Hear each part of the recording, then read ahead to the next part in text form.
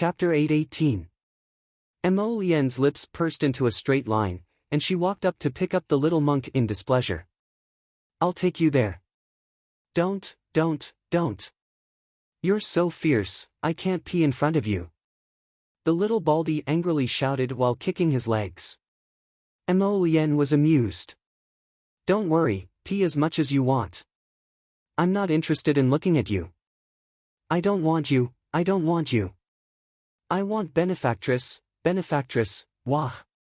The little monk wailed pitifully. Duan Yu, who had just entered, couldn't help but be taken aback when he saw this. He snatched the little monk from Duan Yu's hands and glanced at him with a smile. "You're so promising, even bullying a child." Mo Lien rolled her eyes at him. "You came just in time. I'll leave him to you. Take him to pee."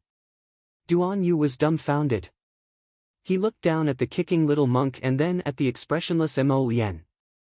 Could he return this hot potato? Benefactress. The little monk looked at Duan Yu with disdain. "I don't want you. I only want benefactress. Call me sister." Arbor irritably rapped his bald head and carried him out the door. Where did this weird little monk come from? Duan Yu speechlessly watched the two's departing figures before glancing at Mo Lien. "Hey, when are we returning? It's not like we're going the same way." "How are we not going the same way?" Duan Yu folded his arms and glanced at him with a gloating smile. Jojo said, "We're going together." Mo Lien, that she was irritated by this punk's smugness. After Arbor finished serving the little monk, he carried the child back. When he passed by the city gates, he happened to see Wenren Ningjing setting up a stall to treat patients. After treating a patient, Wenren Ningjing looked up and happened to see Arbor passing by. She looked away with a taut face, not very happy to greet this person. "Hey!" When Arbor walked up to Wenren Ningjing with the little baldy in hand, Kong Rumio immediately raised her chin like a rooster, vigilantly preparing for battle. "What do you want now?" "We're treating these people right now, so we don't have time to deal with you," Kong Rumio said sternly. "Here you go." The little stoic couldn't be bothered with Kong Rumio and directly threw out a box of ointment in front of Wenren Ningjing. Once in the morning and once in the evening, the scar can be removed within a day. After speaking, without waiting for Wenren Ningjing to react, he picked up little baldy and turned to leave. Kong Rumio was so angry that her face turned askew. She grabbed the ointment that was half the size of her palm and wanted to throw it away. "Wait!" Wenren Ningjing stopped her. She took the box of ointment, opened it, and sniffed. Her face was full of astonishment. "What's wrong?" Kong Rumio asked curiously. "High-grade wound medicine. It smells even purer than the medicine made by my master." Wenren Ningjing subconsciously raised her hand to touch the shallow mark on her chin. "Impossible," Kong Rumio said angrily. "Maybe she tampered with the medicine and wanted to disfigure you." Wenren Ningjing shook her head. "She won't." "How do you know?" "She's such a proud person and disdains to do this." "Benefactress, giving medicine is a good thing in the first place. If you don't tell other people about your good intentions, how can they understand you?" The little monk couldn't help asking. "Why do I need other people to understand me?" "Sigh, I'm really worried about you." The little monk sighed heavily. Arbor couldn't help but find it funny and rubbed his bald head. Let's go home for the new year." Chapter 8:19. Ever since she went to the holy water sect to cultivate, she hadn't been able to celebrate the new year at home for 7 years. This year, she had promised her mother that she would stay at home no matter what. Hence, after the party cleaned up the mess in Bailon City, they hurried back to the Mo Kingdom capital. Fortunately, it was only a day's journey between the Mo Kingdom capital and Bailon. They set off early in the morning and had already set foot in the Mo Kingdom capital by 10 in the evening. Zhao Ho had made preparations for the battle against the zombies in Bailon City this time. All of the participating soldiers had donned special armor that could effectively defend against the zombies' scratches. Thus, after this battle, only a dozen or so people were injured, which was an extremely good result. After compensating the families of the dead and injured soldiers, Zhao Ho and Hui Feng's troops hastily bid farewell to the crown prince as soon as they entered the Mo kingdom capital. They each returned to report to the great king and the queen. Mo Lien, along with Duan Yu and Arbor, led a few people and leisurely paced their horses inside the city. Sixth Zheng, Wu Xiao Then, and the others urged their horses forward to bid them farewell. Mo Lien felt somewhat vexed looking at this sixth young master Zheng. Especially when she saw him staring at her baby without blinking. She cupped her hands and whispered, "Many thanks to Miss for saving me this time. Farewell. If there is a chance in the future, I will definitely repay this favor." He looked at Sixth Zheng, feeling strangely vexed. Arbor nodded at Sixth Zheng and said, "Take care." Even Duan Yu could see something fishy about the little fellow's bizarre attitude. This was truly strange. According to Duan Yu's understanding of the little fellow, this little stoic basically ignored strangers. Who was this Sixth Zheng? How did he inexplicably catch the little fellow's eye? Could it be that their ancestral graves were emitting green smoke? Duan Yu glanced at Sixth Zheng's departing figure with envy and jealousy. He secretly shifted his gaze to Mo Lien's face and tried to communicate with him with his eyes. "Duan Yu, what's going on?" Mo Lien, humph. She proudly turned her head away from him. Before this, when second young Master Do had brought the people of Celestial Medicine Valley to bid farewell, it was very clear that Miss Chow hadn't even glanced at second young Master Do out of the corner of her eye. Did he not like second Do? Duan Yu winked at Mo Lien. Speaking of which, just how many stories had happened while he wasn't around? His heart itched, he really wanted to know. The Celestial Medicine Valley naturally had a branch in the Mo Kingdom capital. Before leaving, second young Master Do hesitantly glanced at Arbor before leading the Celestial Medicine Valley group away. Second Do was also very suspicious in his heart. He always felt that the Crown Princess's eyes held hostility towards him, but why? Even junior sister Wenren, whom she had a small dispute with, was ignored by the Crown Princess. But why did she treat him like this? "Jojo, how did the Do family's second son provoke you?" Duan Yu asked curiously. He had heard a little about the Do clan's second son. He was brimming with talent and extraordinarily handsome. He had lived in the Celestial Medicine Valley for a long time, and his acupuncture skills were quite impressive. Why couldn't Jojo take a liking to such a modest and elegant young man? What a strange young lady. His surname is Do. Ah. This was the reason she looked down on him. Because his surname was Do. Wasn't this second young Master Do wronged? Duan Yu revealed a wide grin. That's right, it really isn't good to have the surname Do. Mo Lien glanced at him exasperatedly. Where was this person's integrity? It wasn't good to throw his integrity out to feed the dogs every day, right? Jojo, Sixth Zheng isn't actually a good person. Duan Yu continued to slander, did you know? He's a member of the Zheng family. Chapter 820. Arbor was taken aback, and he turned to look at Duan Yu. Duan Yu quickly explained, it's that Zheng family, the Zheng family that you loathe. Consort Zheng's nephew, Sixth Zheng. Speaking of which, we're enemies with him, so don't get too close to him. If you get involved with the Zheng family, it'll be very troublesome in the future. It turned out that little Sixth was actually from Consort Zheng's maternal family. This was something she didn't know in her previous life. Ever since little Sixth joined their team, he had never revealed his surname and only referred to himself as little Sixth, so she was completely unaware. Ah, speaking of which, there's something you definitely don't know. Duan Yu held the reins with one hand and turned to look at the two of them. He said with a grin, that Consort Zheng. Didn't Consort Zheng's title of noble consort just get stripped away by Consort Zheng and demoted to a normal consort before you left? What happened to her now? Mo Lien and Arbor asked in unison. The night before I left the country kingdom capital to find you guys, she was personally released from Sephora Flower Palace by the great king. Duan Yu looked at Imo Lien with a chuckle. I say, your dad is really amusing enough.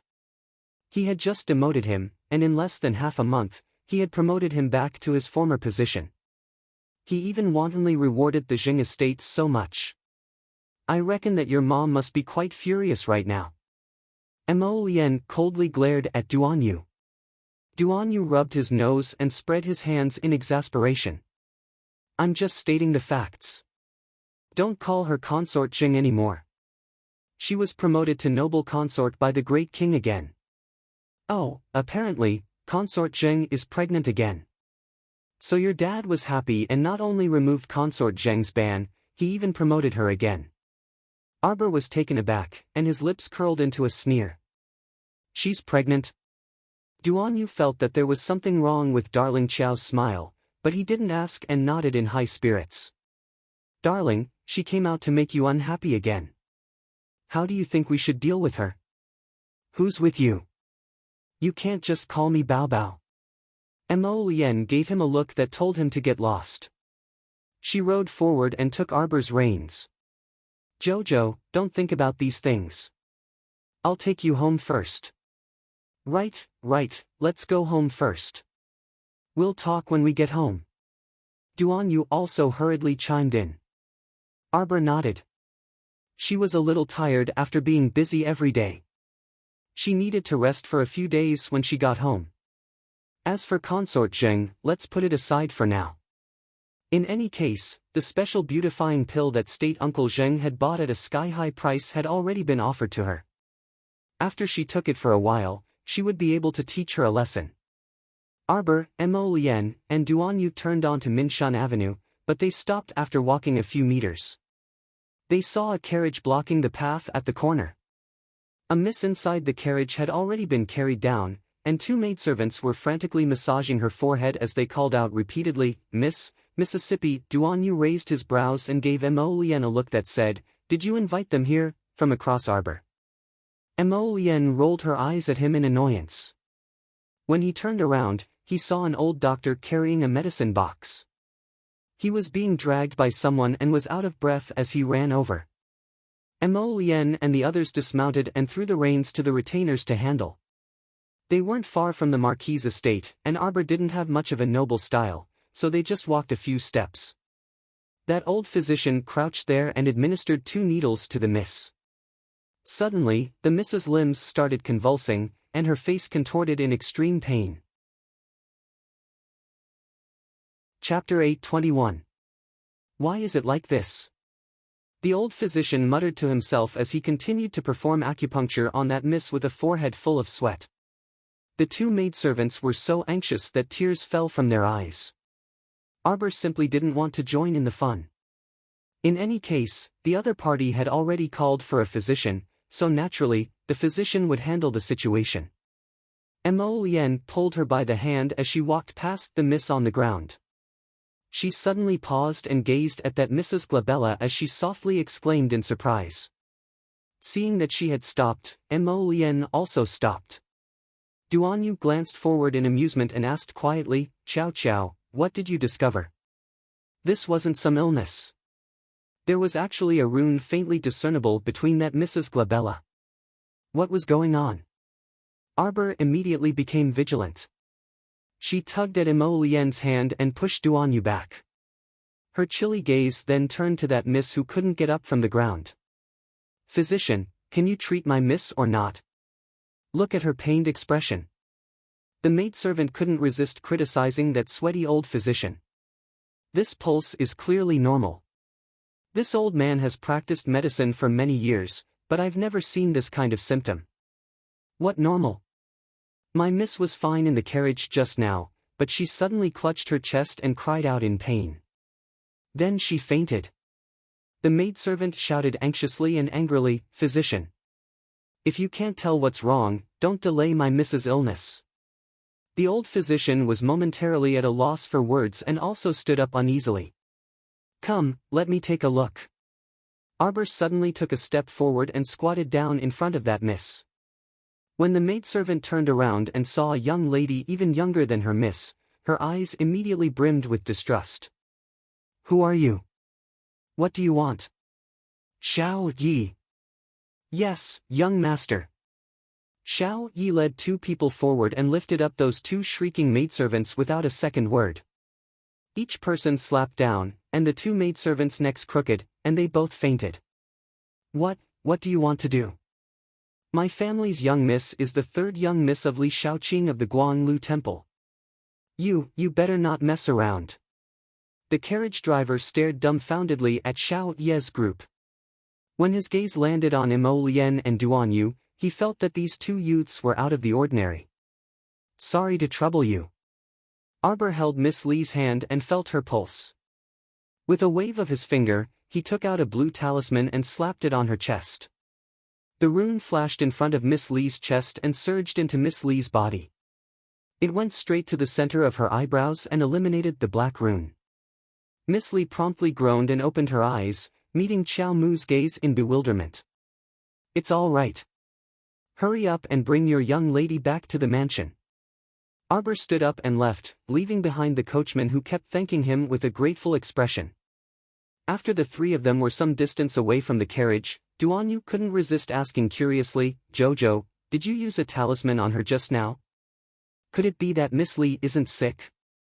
She was hit by a forbidden curse. Arbor's small face was taut, and his expression was very solemn. That is a group of people born from talisman practitioners who unscrupulously pursue dark forbidden curse talisman arts. Fortunately, this talisman practitioner's skills weren't up to par yet, so she only used the simplest kind of sickness talisman to break it.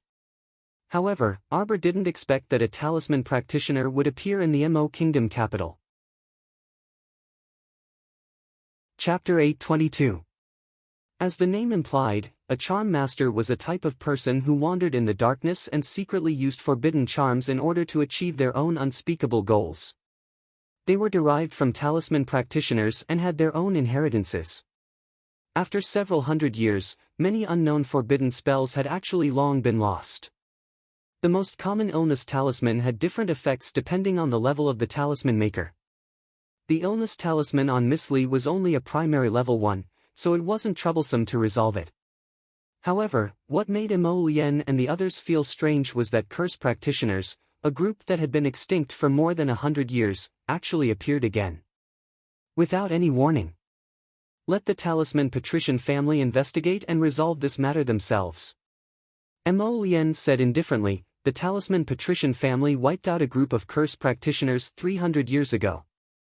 They are the most unwilling to see the rise of curse practitioners.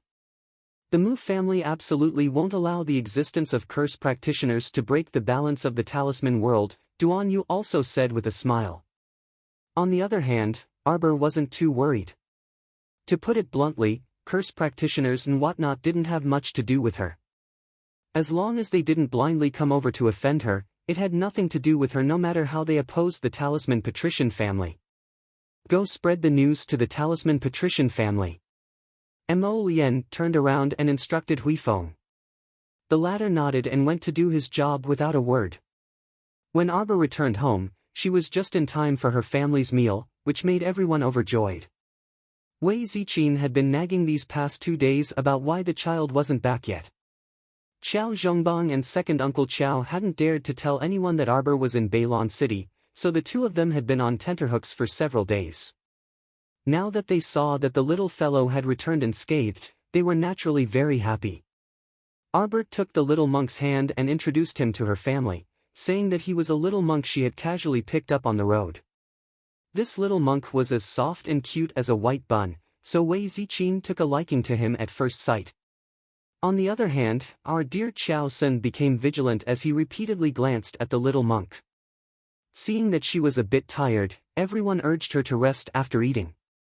Arbor had suffered her first menstrual cycle these past few days, so she was a bit dispirited, so she washed up and went to bed. As for the little monk, she naturally left it to her mother to make arrangements. At night, in a dilapidated temple, the sound of an old lady coughing could be heard from time to time. On the icy ground, elderly lady was curled up in thin clothes. Even her only line jacket had been sold by Su Jiao, so she could only silently endure the cold and weep. She had never thought that her days would end up like this. It was one thing for her to eat and drink less, but the main point was that she was already so old, yet she was often beaten and scolded by her evil daughter-in-law. Su Jiao's patience with the elderly lady ran out on the third day after she moved into the rundown temple. She waited and waited, but Qiao Zhongbang and his wife didn't come to pick her up, and Qiao Zhongheng couldn't find a job as a guard. She didn't know how the family had survived these past few days, but they were practically fighting over food with dogs. In addition, the old lady was used to living a luxurious life. Whenever she fell ill, she would ask her to take care of her. Her anger rose day by day, and she couldn't help but beat the old lady up. She became addicted to beating her and would beat the old lady to death every few days when she was in a bad mood. Hearing the old lady's incessant coughing now, the anger in Su Jiao's heart surged again. After cursing, "Cursed old woman," Su Jiao jumped up, picked up a bamboo board she was used to, and swung it at the old lady. Chapter 823. Damn old hag, cough, cough, cough, what are you coughing for? Do you still have peaceful days to pass, huh? I'll beat you to death, you old fart. You're going to beat me to death, cough, cough, I'm going to beat you to death, Elderly lady thrashed on the ground like a dead fish.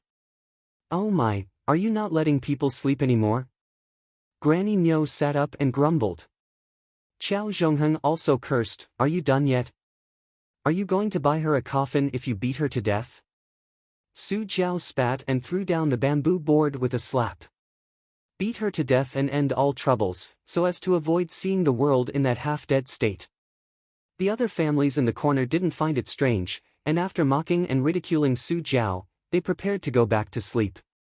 Just then, the sound of horses neighing came from the rundown temple's entrance, and someone said, "Master, it's here."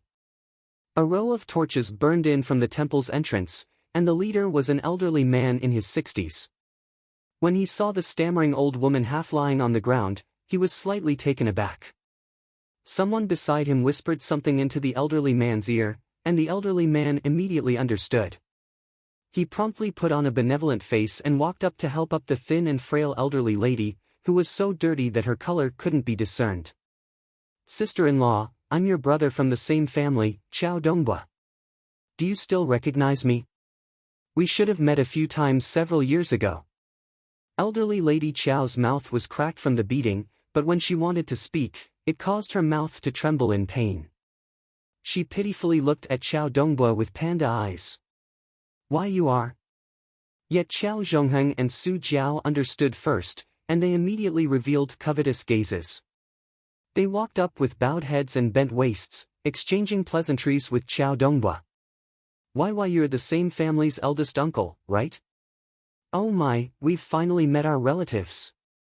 Qiao Dongbua suppressed the disgust in his eyes and looked at them with a chuckle. Yes. You're Zhongheng, right? I'm your same family's eldest uncle." Qiao Dongbua actually had people investigate their identities long ago. If it weren't for the benefits, he wouldn't have thought of coming to the rundown temple to meet these country bumpkins. This unbearable old woman in front of him was the Marquis of Jiyuan's mother, the crown princess's grandmother. Qiao Dongbua's eyes flashed. Once Granny Nyo saw Qiao Dongbua's decent attire, she was so anxious that she drooled. She went up to pull Su Jiao back and secretly poked her in a low voice, "Jiao, we've been through thick and thin together for these 10 days. If it weren't for me constantly helping you out, you wouldn't be able to look forward to good days now. I don't care, you have to take my family with you, Su Jiao pursed her lips noncommittally. Granny Nyo became anxious upon seeing this, and she went up to pinch her hand as she whispered, "If you return to the main family, you'll have one more brother and one more helper. My son and 2 grandsons are all capable of helping you." Right. Madame Bo also hurriedly stepped forward and said to Su Jiao with a fawning expression, "Younger sister Jiao, our 2 families have been together for so long, so we know each other very well. Take us with you, it'll be easier for you in the future." The other people in the dilapidated temple also looked at them enviously. They secretly regretted not building a good relationship with Qiao Zhongheng's family from the start. Su Jiao straightened her back like a proud peacock, looking down on these lowly commoners in the corner of the rundown temple. Humph, when she returned to the Qiao family's main family and became the third young mistress, she definitely wouldn't let off Qiao Zhongbang and his family of devils. Achoo! Arbor reached out to rub his small nose. Chapter 824. Xiao Yao, who had brought the water in, hurried over. Miss, did you catch a cold? I'm fine. Arbor drank a bowl of hot porridge after washing up. After eating, she lazily returned to bed. Xiao Yao couldn't help but laugh.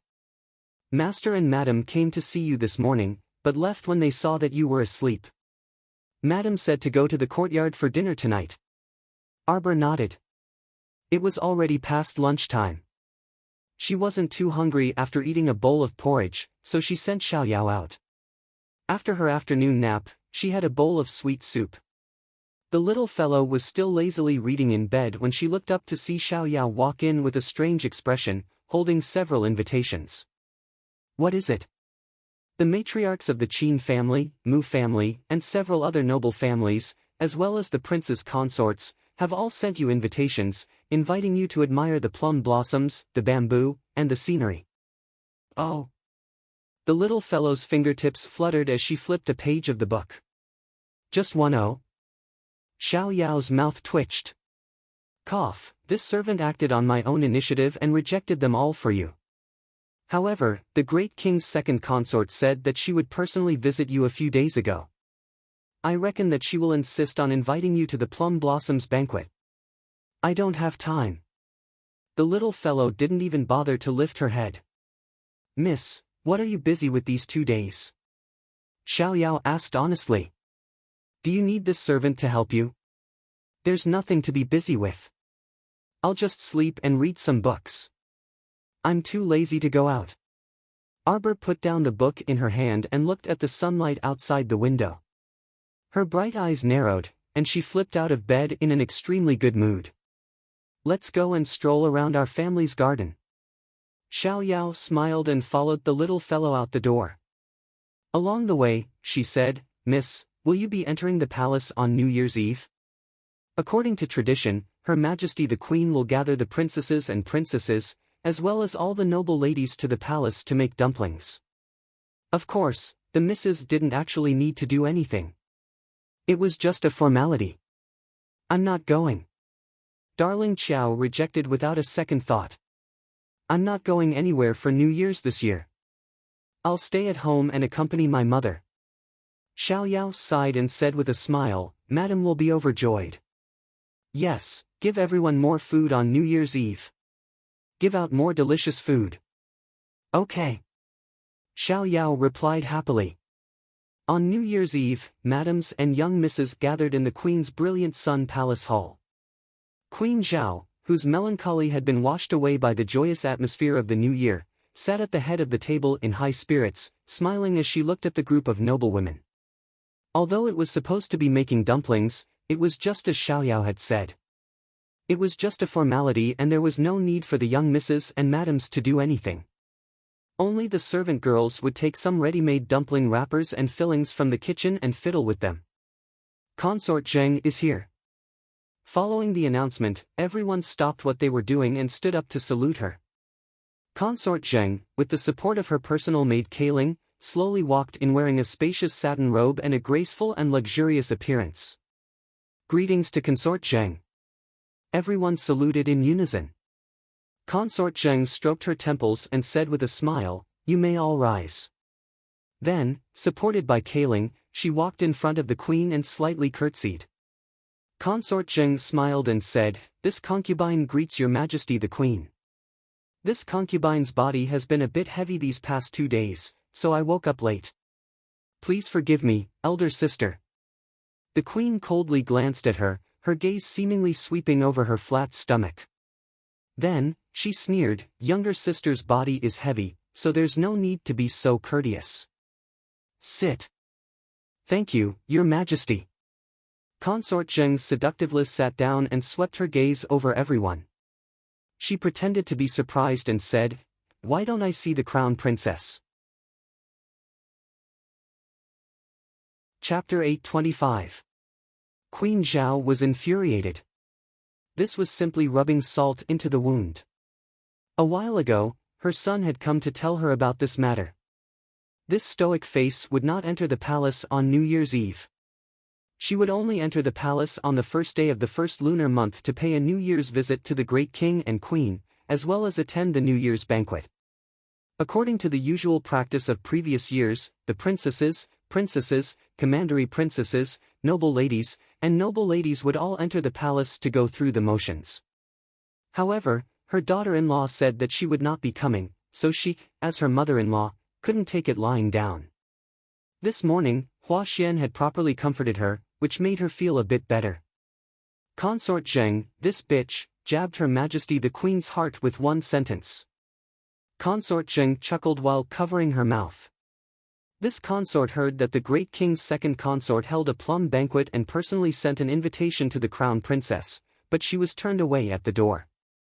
Everyone's gazes then shifted to the great king's second consort, Xu Quan, who was sitting in the first seat in the second row on the left.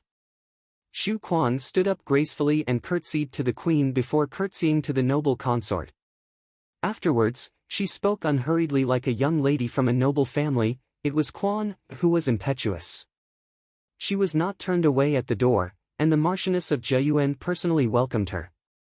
She said that the crown princess has been feeling unwell ever since she returned to the capital. Queen Zhao's expression eased slightly, and she said with a nod, this consort also heard about it. I have yet to congratulate Consort Cheng for choosing another daughter-in-law.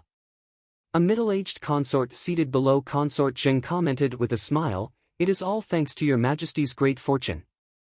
She plans to welcome Li Xiu east into the estate after the New Year's Eve. Queen Zhao's expression was inexplicable. Consort Cheng's Mo Jiao had married beautiful wives and concubines one after another. On the other hand, why did her outstanding son seem to have been bewitched by the little stoic? There was no one else in his eyes besides that stoic face. The Queen Dowager probably won't be coming back for the New Year's Eve this time. Commandery Princess Yi-en is accompanying her, and she is still recuperating at Ziyu Villa. Queen Zhao explained with a smile, tomorrow's New Year's banquet will be held in this Queen's brilliant Sun Hall. Early the next morning, the great king would gather all the civil and military officials for a grand ceremony. After the ceremony, it would be the New Year's banquet and another round of rewards. Consort Zheng couldn't help but snort when she saw that the queen had changed the topic and stopped talking about that unruly crown princess. She thought to herself, I don't believe that you, Madame Zhao, really like that stoic-faced daughter-in-law that much. Queen Zhao's momentary change in expression was already a clear indication of the problem. Since Zhao Shi held a grudge against the little stoic, she naturally had to make good use of her. Consort Zheng curled her lips. When she recalled the humiliation she suffered at the hands of the stoic face, she was filled with indignation and couldn't eat or sleep in peace. The noble madams and young misses below had already started fervently discussing what clothes they should wear and what rouge and face powder they should apply for tomorrow's New Year's banquet. Queen Zhao only felt that although she was sitting in the main hall, she felt unusually lonely in her heart. Her eyes were fixed on the crowd, and she felt that the chatter of those madams and young misses seemed to be separated by a layer of gauze, sounding hazy and indistinct. Meanwhile, the entire Qiao family was in jubilation at this time. Everyone of all ages was crowded inside the spacious drawing room. The adults were busy making dumplings, while the children were playing with flower balls in their hands. The Qiao family had given all the servants a day off and told them to go home for a reunion. They could only return at noon tomorrow. The remaining servants who were all alone were called over to help out. Chang Zai, Old Bai, Sun Yang, and the other old loyal servants of the Qiao family were already familiar with their master's New Year's celebration. Chapter 826. Several of the new servants were all shocked. Master had just said that there weren't any masters or servants today. Everyone here was a family, and they were all working together to make a reunion meal. Dong Mei didn't know how many years it had been since she had eaten a full meal. She was an orphan and had experienced the fickleness of human nature since she was young. She had struggled her way through life until she was sent here by a broker not long ago and was luckily chosen by elder sister Chunying. Ever since she started working in the Chow estate, she no longer had to worry about starving or freezing. A few days ago, she received 2 sets of new winter clothes and new jackets. At that time, her tears fell. She secretly told herself that she had to work hard. It was rare to meet such a good master.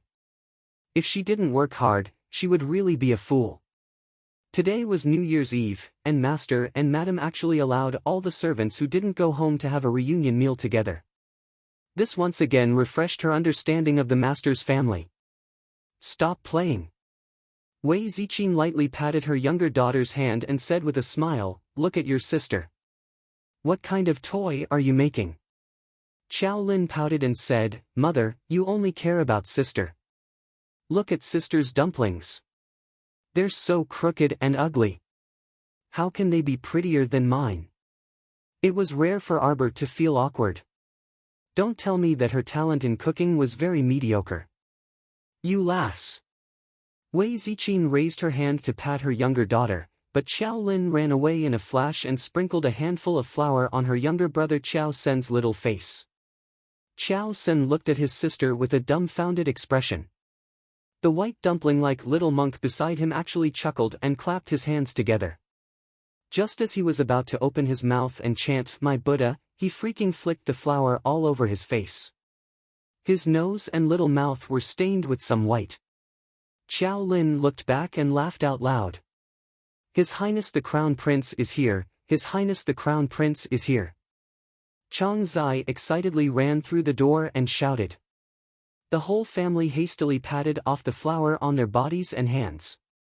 Just as they were about to turn around to welcome them, Mo Lien strode inside with a bright smile. "Dad, Mom, Chow Chow, I've come." Wei Ziqin laughed so hard that her eyes couldn't be seen. Duan Yu, who was following behind her, involuntarily harumphed and pursed his lips.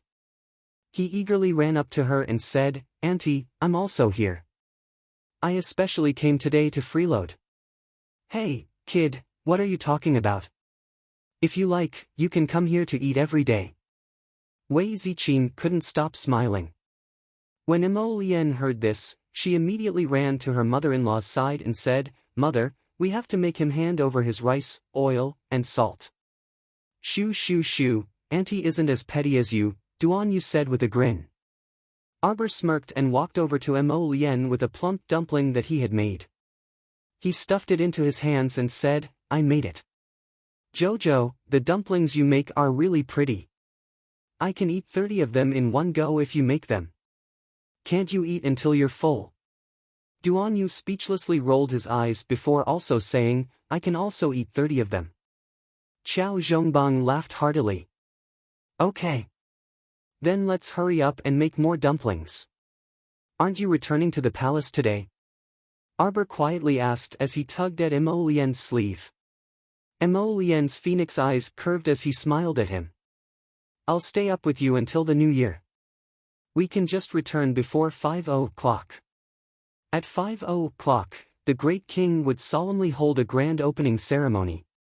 At that time, all civil and military officials would have to attend and present memorials to express their respect, singing the praises of the great king as a formality. Chapter 827. With the addition of Mo Lien and Duan Yu, the house became much livelier. After finishing the dumplings noisily, Arbor took out a sumptuous meal from the food box. 2 tables were set up in the living room, and the whole family joyfully ate a reunion dinner without distinction between master and servant.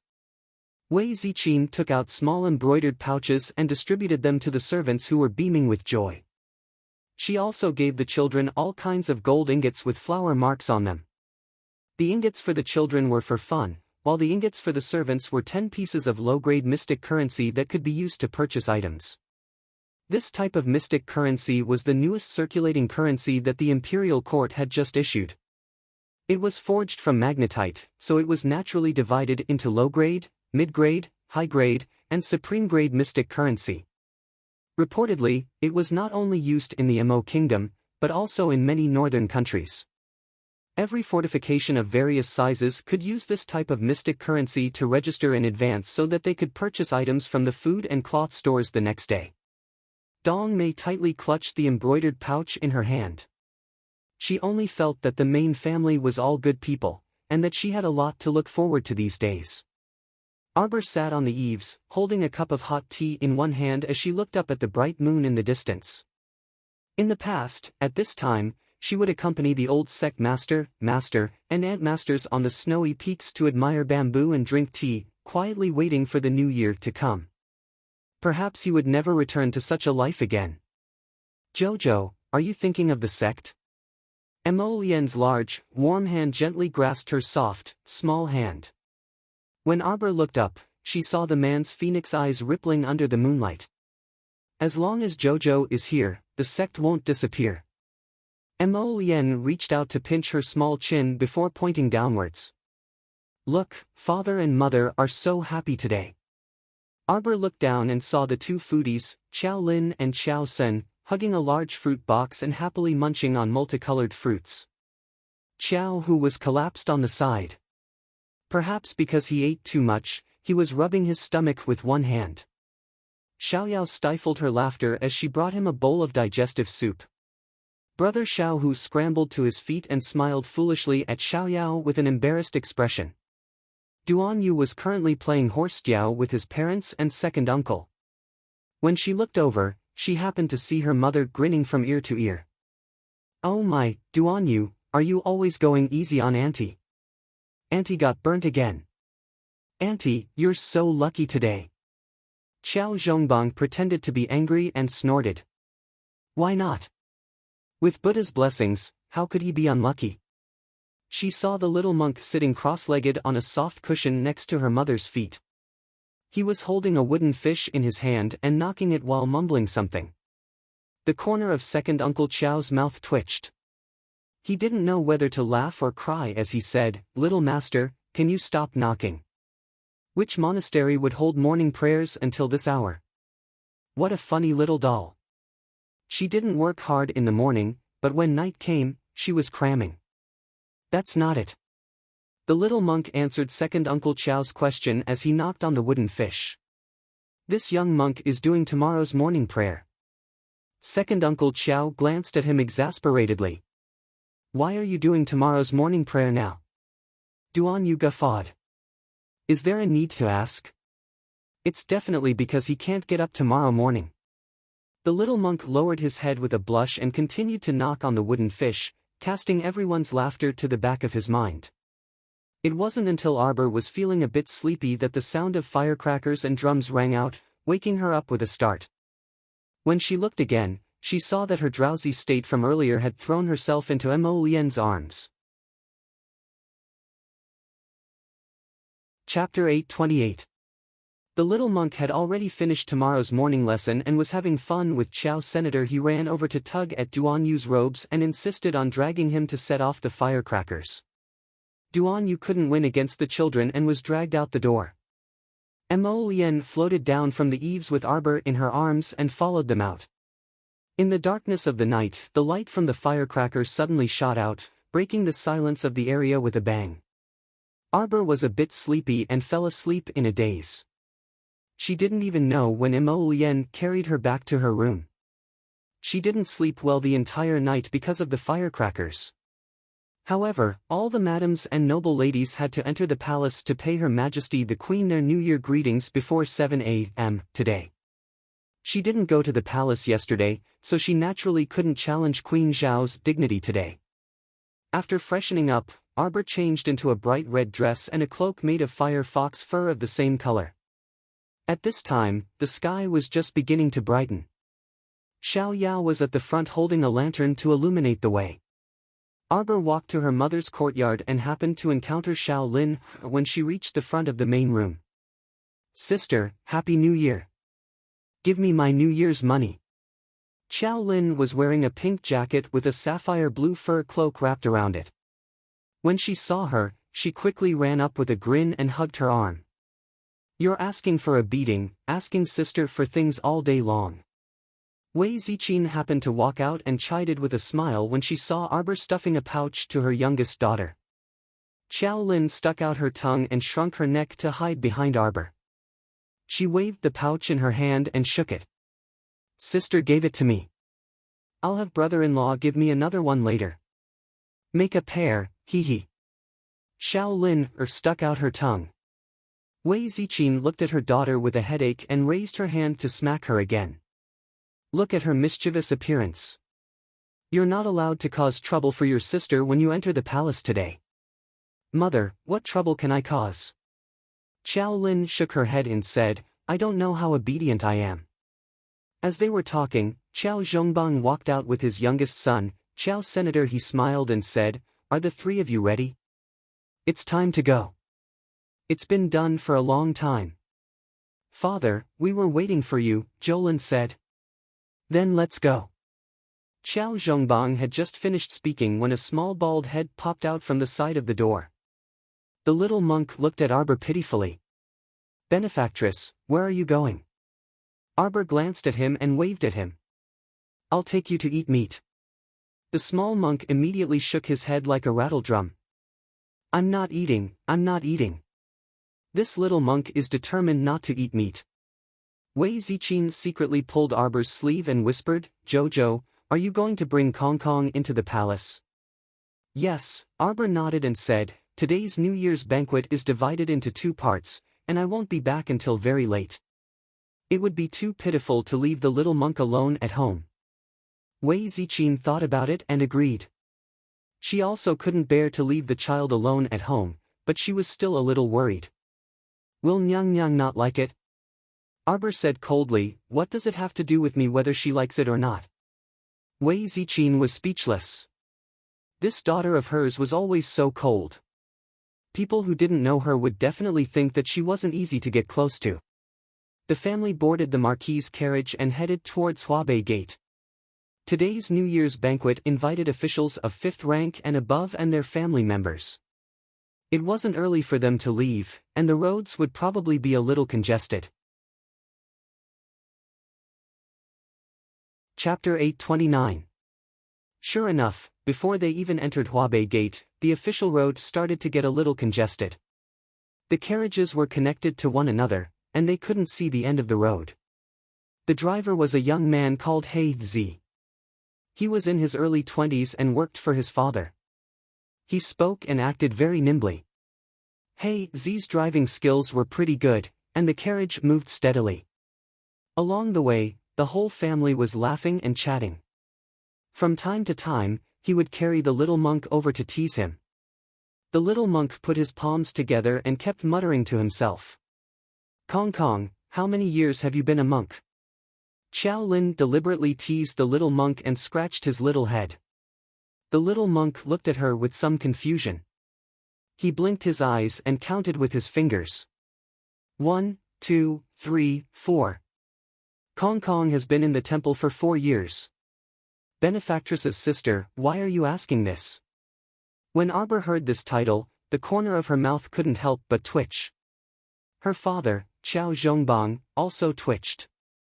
Ever since this child came to their house, the titles he used were especially strange. Benefactress's father, benefactress's mother. Arbor reached out and pulled the little monk in front of her. Call me big sister. Do you still want to eat meat? Not eating, not eating, not eating. Vegetables? The little monk hesitated for a moment.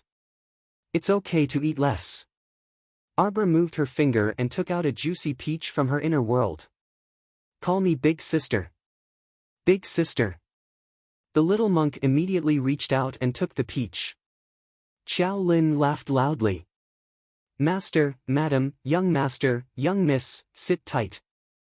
He Zi's anxious voice came from outside. With a bang, the carriage shook violently. Fortunately, the carriage was sturdy enough and didn't fall apart after being hit. Peach! The little monk exclaimed and almost threw the peach in his hand out. What's going on? Arbor asked coldly. He Zi's anxious voice came. How are you driving? Why did you hit someone's carriage? Ah, Pa! A whip lashed out. Arbor suddenly lifted the curtain. Hey, Z. Hey, Z half bent his waist and straightened his back. He hurriedly replied, Miss, Hey, Z is fine. Who dares to block our Duke of Qing's estate? Get out of the way. Our master said that if you don't know etiquette and don't give way, we won't care if you're beaten to death or injured. The crafty servant driving the carriage didn't wait for Hey Z to speak. Blackie's face was full of anger, and he said indignantly, It was clearly you who came from behind to take the path, yet you still dare to speak like this. You're being unreasonable. Moreover, they had not reached Huabei Gate yet. This section of the road was still quite wide. If you wanted to overtake me, you could have done it. Why did you have to crash into me? No one would believe you if you said you did not do it on purpose. Hey, Z. Xiao Mu coldly gazed at that wicked servant. Blackie is here. Knock him back. They didn't care if they were killed or injured. All you need to do is ram. If anything happens, I'll take responsibility for it. Since Arbor had spoken, Blackie naturally obeyed. He whipped the horse, and the carriage crashed into Duke Qing's mansion's carriage. Bang! Duke Qing's mansion's horse neighed and raised its hooves slightly. Continue. Arbor had already set up a defensive barrier with one hand, enveloping the entire family and shielding them from all the vibrations. Blackie also got excited. When he heard Mrs. words, he immediately continued to control the carriage and crashed into Duke Qing's mansion's carriage 3 times in a row. Blackie's driving skills were much better than the crafty servant's. The crafty servant didn't have enough strength, so he didn't control the carriage properly and was ruthlessly hit by Blackie's carriage. Chapter 830. One had to know that ever since the horse carriage incident, Second Uncle Qiao paid special attention to safety when building horse carriages for the family. The materials used in the horse carriages were all of the best quality. How could the Duke of Qing Estate's horse carriage beat the Qiao Estate's? Suddenly, the carriage flipped over, and the Duke of Qing Estate's horse carriage fell to the ground with a bang. A figure rushed out of the horse carriage at an extremely fast speed. The items in the carriage all jolted out, and the scalding hot tea spilled all over the ground. Audacious dog slave!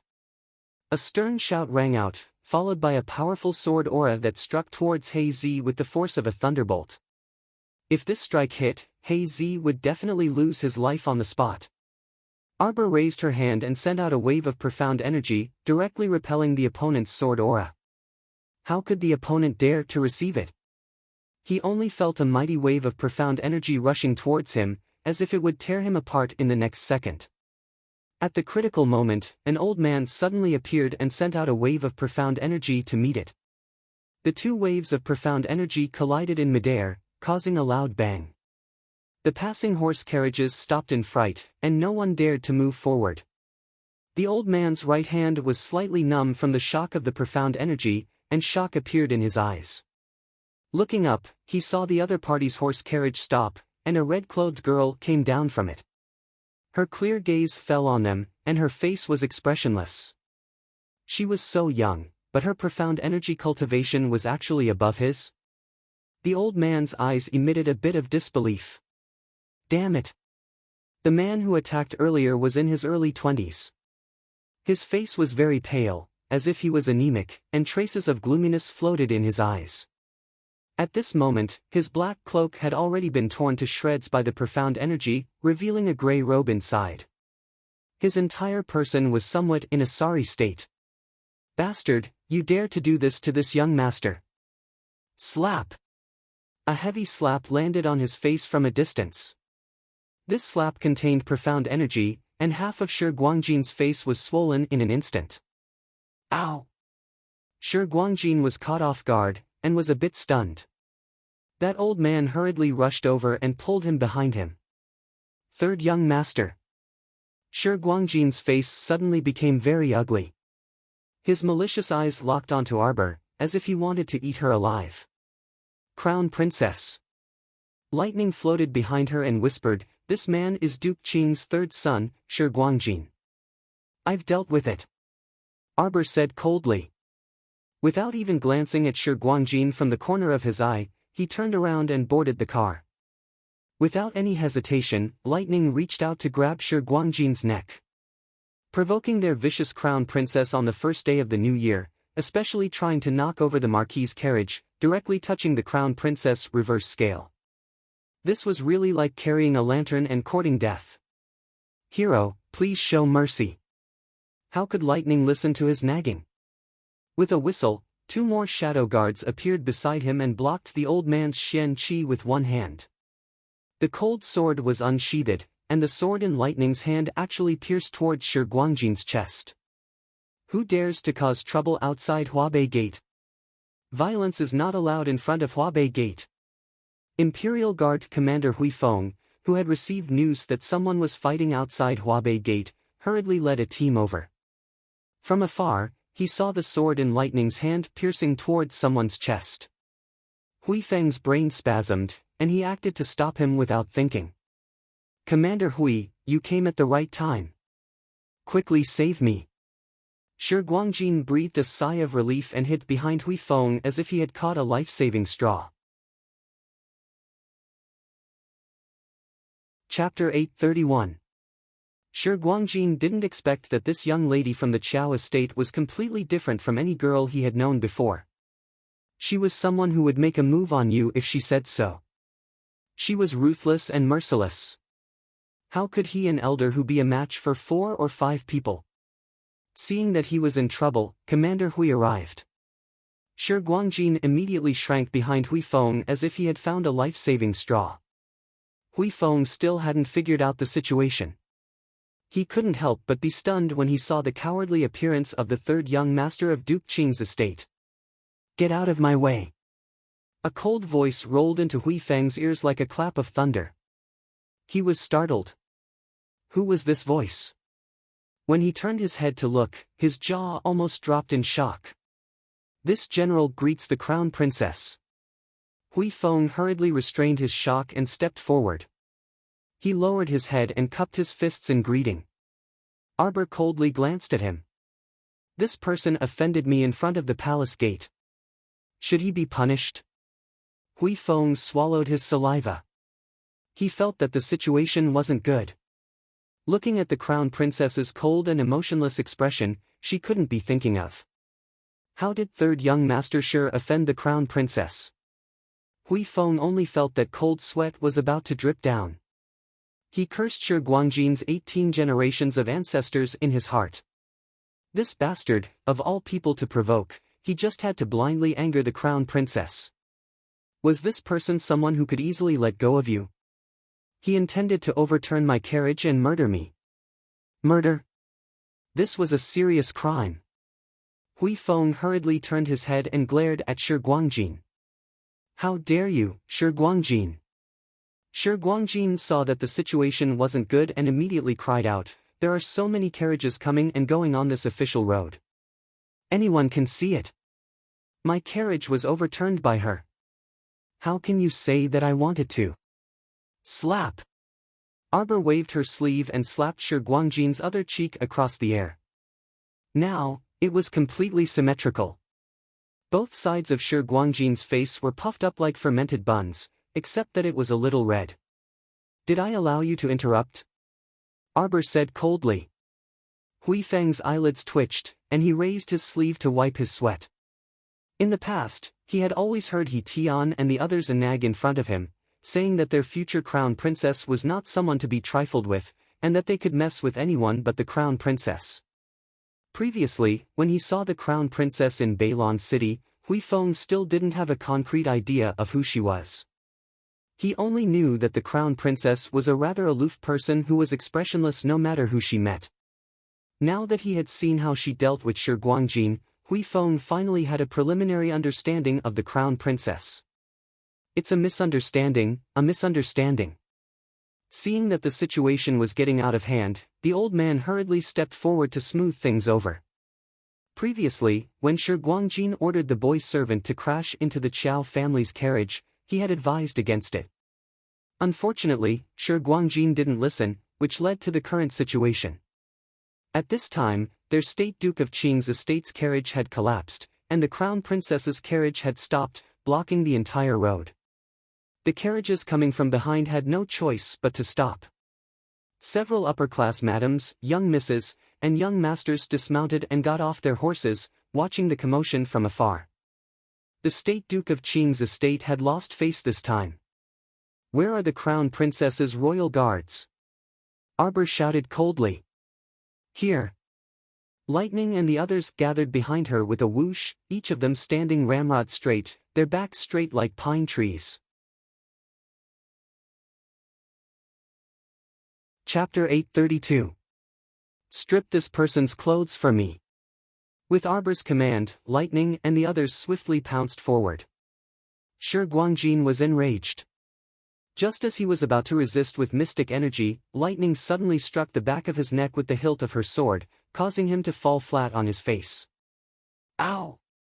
Shi Guangjin howled in rage. The madams and young misses in the distance also used their handkerchiefs to cover their mouths, their eyes revealing disbelief. Heavens! Did the crown princess order them to do that? The other party was the Duke of Qing Estate's third young master. Wasn't the crown princess being too unreasonable by doing this? After all, she hadn't married the crown prince yet and was only the crown princess in name. Wasn't she afraid of losing the Wang family's dignity by doing this? When the great king and queen blamed her, they would directly revoke her title of crown princess. Prince Consort. The maidservant Shi supported one of the great king's second consort Shu Quan's arms and whispered in her ear, "That's the crown princess? She's really impressive, not even putting the Duke of Qing estate in her eyes." No wonder she said she wasn't feeling well that day and dismissed the prince consort just like that. Shu Quan indifferently glanced at that young maidservant. "Don't speak nonsense. Especially after entering the palace, you have to know propriety and etiquette. If your words were to fall into that person's ears, do you know what kind of punishment you'll receive?" Shi jumped in fright and hurriedly wanted to kneel, but Shu Quan pulled her back. "All right, I just want to remind you that you should speak according to your status." As she spoke, she sneered, her eyes filled with ice dregs and fragments. "Otherwise, you won't have a good ending just like that foolish third son of the Duke of Qing estate in front of you." Shi-er's entire body trembled. When she looked over, she saw the Duke of Qing estate's third young master kneeling in front of the crown princess after his arms were pressed down and his legs were kicked. Shi Guangjin's face was filled with shame and humiliation, and he angrily shouted, "Slut, you haven't married His Highness the Crown Prince yet. Yet you're putting on airs in front of others. Who are you to deal with me now? I'm the third young master of the State Duke of Qing's estate. Do you dare to touch me?" "Shut up." Hui Feng slapped Shi Guangjin's face. Previously, he didn't know that Shi Guangjin actually insulted the crown prince consort like this. As expected, he was truly the most good-for-nothing in the State Duke of Qing's estate. This unscrupulous dog actually dared to wantonly insult the crown princess in front of Huabei Gate. If these words fell into the crown prince's ears, he would lose his life on the spot. "Commander Hui, I've always respected you for being in charge of the safety of the Forbidden Palace. But now, he was willing to be a lackey. Are you going to allow this woman to bully the people of the State Duke of Qing's mansion like this?" Hui Feng was so angry that he was amused. Does the third son of Duke of Qing's estate know what he's saying? Such a brainless thing, if it weren't for his father, big brother, and second brother, he would have been killed a few years ago. "What are you doing? Don't touch me. Audacious dog slaves." Shi Guangjin struggled with all his might as he was pressed down on the ground. His eyes were incomparably red, as if they were injected with blood. Lightning and the others didn't pay attention to his incessant barking. They directly tore off his clothes and pressed down on his arms, forcing him to kneel in front of Arbor with his head lowered. No matter how he struggled, he couldn't move his body. "Jojo!" Qiao Zhongbang and Wei Ziqin poked their heads out of the carriage with slightly anxious expressions. Chapter 833. Earlier, Jojo had them all stay in the carriage and not a single one of them should come down. At this moment, Wei Ziqin was very anxious as she watched. If Jojo beat up that state Duke Qing estate's third son here, would there be any adverse effects? She was very worried. Arbor turned his head and gave his parents a "don't worry" look before turning back again and coldly glaring at Shi Guangjin. According to the rules, what punishment should be meted out for uttering wild words and offending the crown princess? Hui Feng's forehead was drenched in cold sweat. Shi Guangjin naturally wouldn't answer the crown princess, so he said, meted out a punishment of less than 60 beatings by flogging. Such a light punishment? Wouldn't flogging a mystic cultivator 60 beatings be like tickling an itch? No wonder everyone likes to diss me. It turns out that the punishment is so light? Arbor was enraged and coldly looked at Hui Feng. Think carefully again. What exactly is the punishment? Hui Feng's forehead was drenched in cold sweat. As a grown man, he was actually a bit unsteady under the little girl's piercing gaze. He stammered, "Why yes, meted out 100 beatings by the military rod." Not enough. Arbor immediately vetoed. Think carefully again. If you flogged him again, he would die. While Hui Feng cursed 18 generations of Shi Guangjin's ancestors in his heart, he kept praying to the heavens, "Your Highness, come quickly. This subordinate can't hold on much longer." Speak! Arbor shouted coldly. Hui Feng hastily said, 200 beatings by the military rod. Arbor's eyes were cold as he aloofly swept a glance at Hui Feng. Then what are you guys still standing there for? Flog him. Flog him now. Bring a stool over for me to sit on. I want to personally count for him. Everyone, Hui Feng secretly peeked at Shi Guangjin. This damn grandson, you provoked him yourself. Someone come, fetch the military rod. Immediately, 2 soldiers came forward, dragging their batons. They stood on either side of Shi Guangjin, one on his left and one on his right.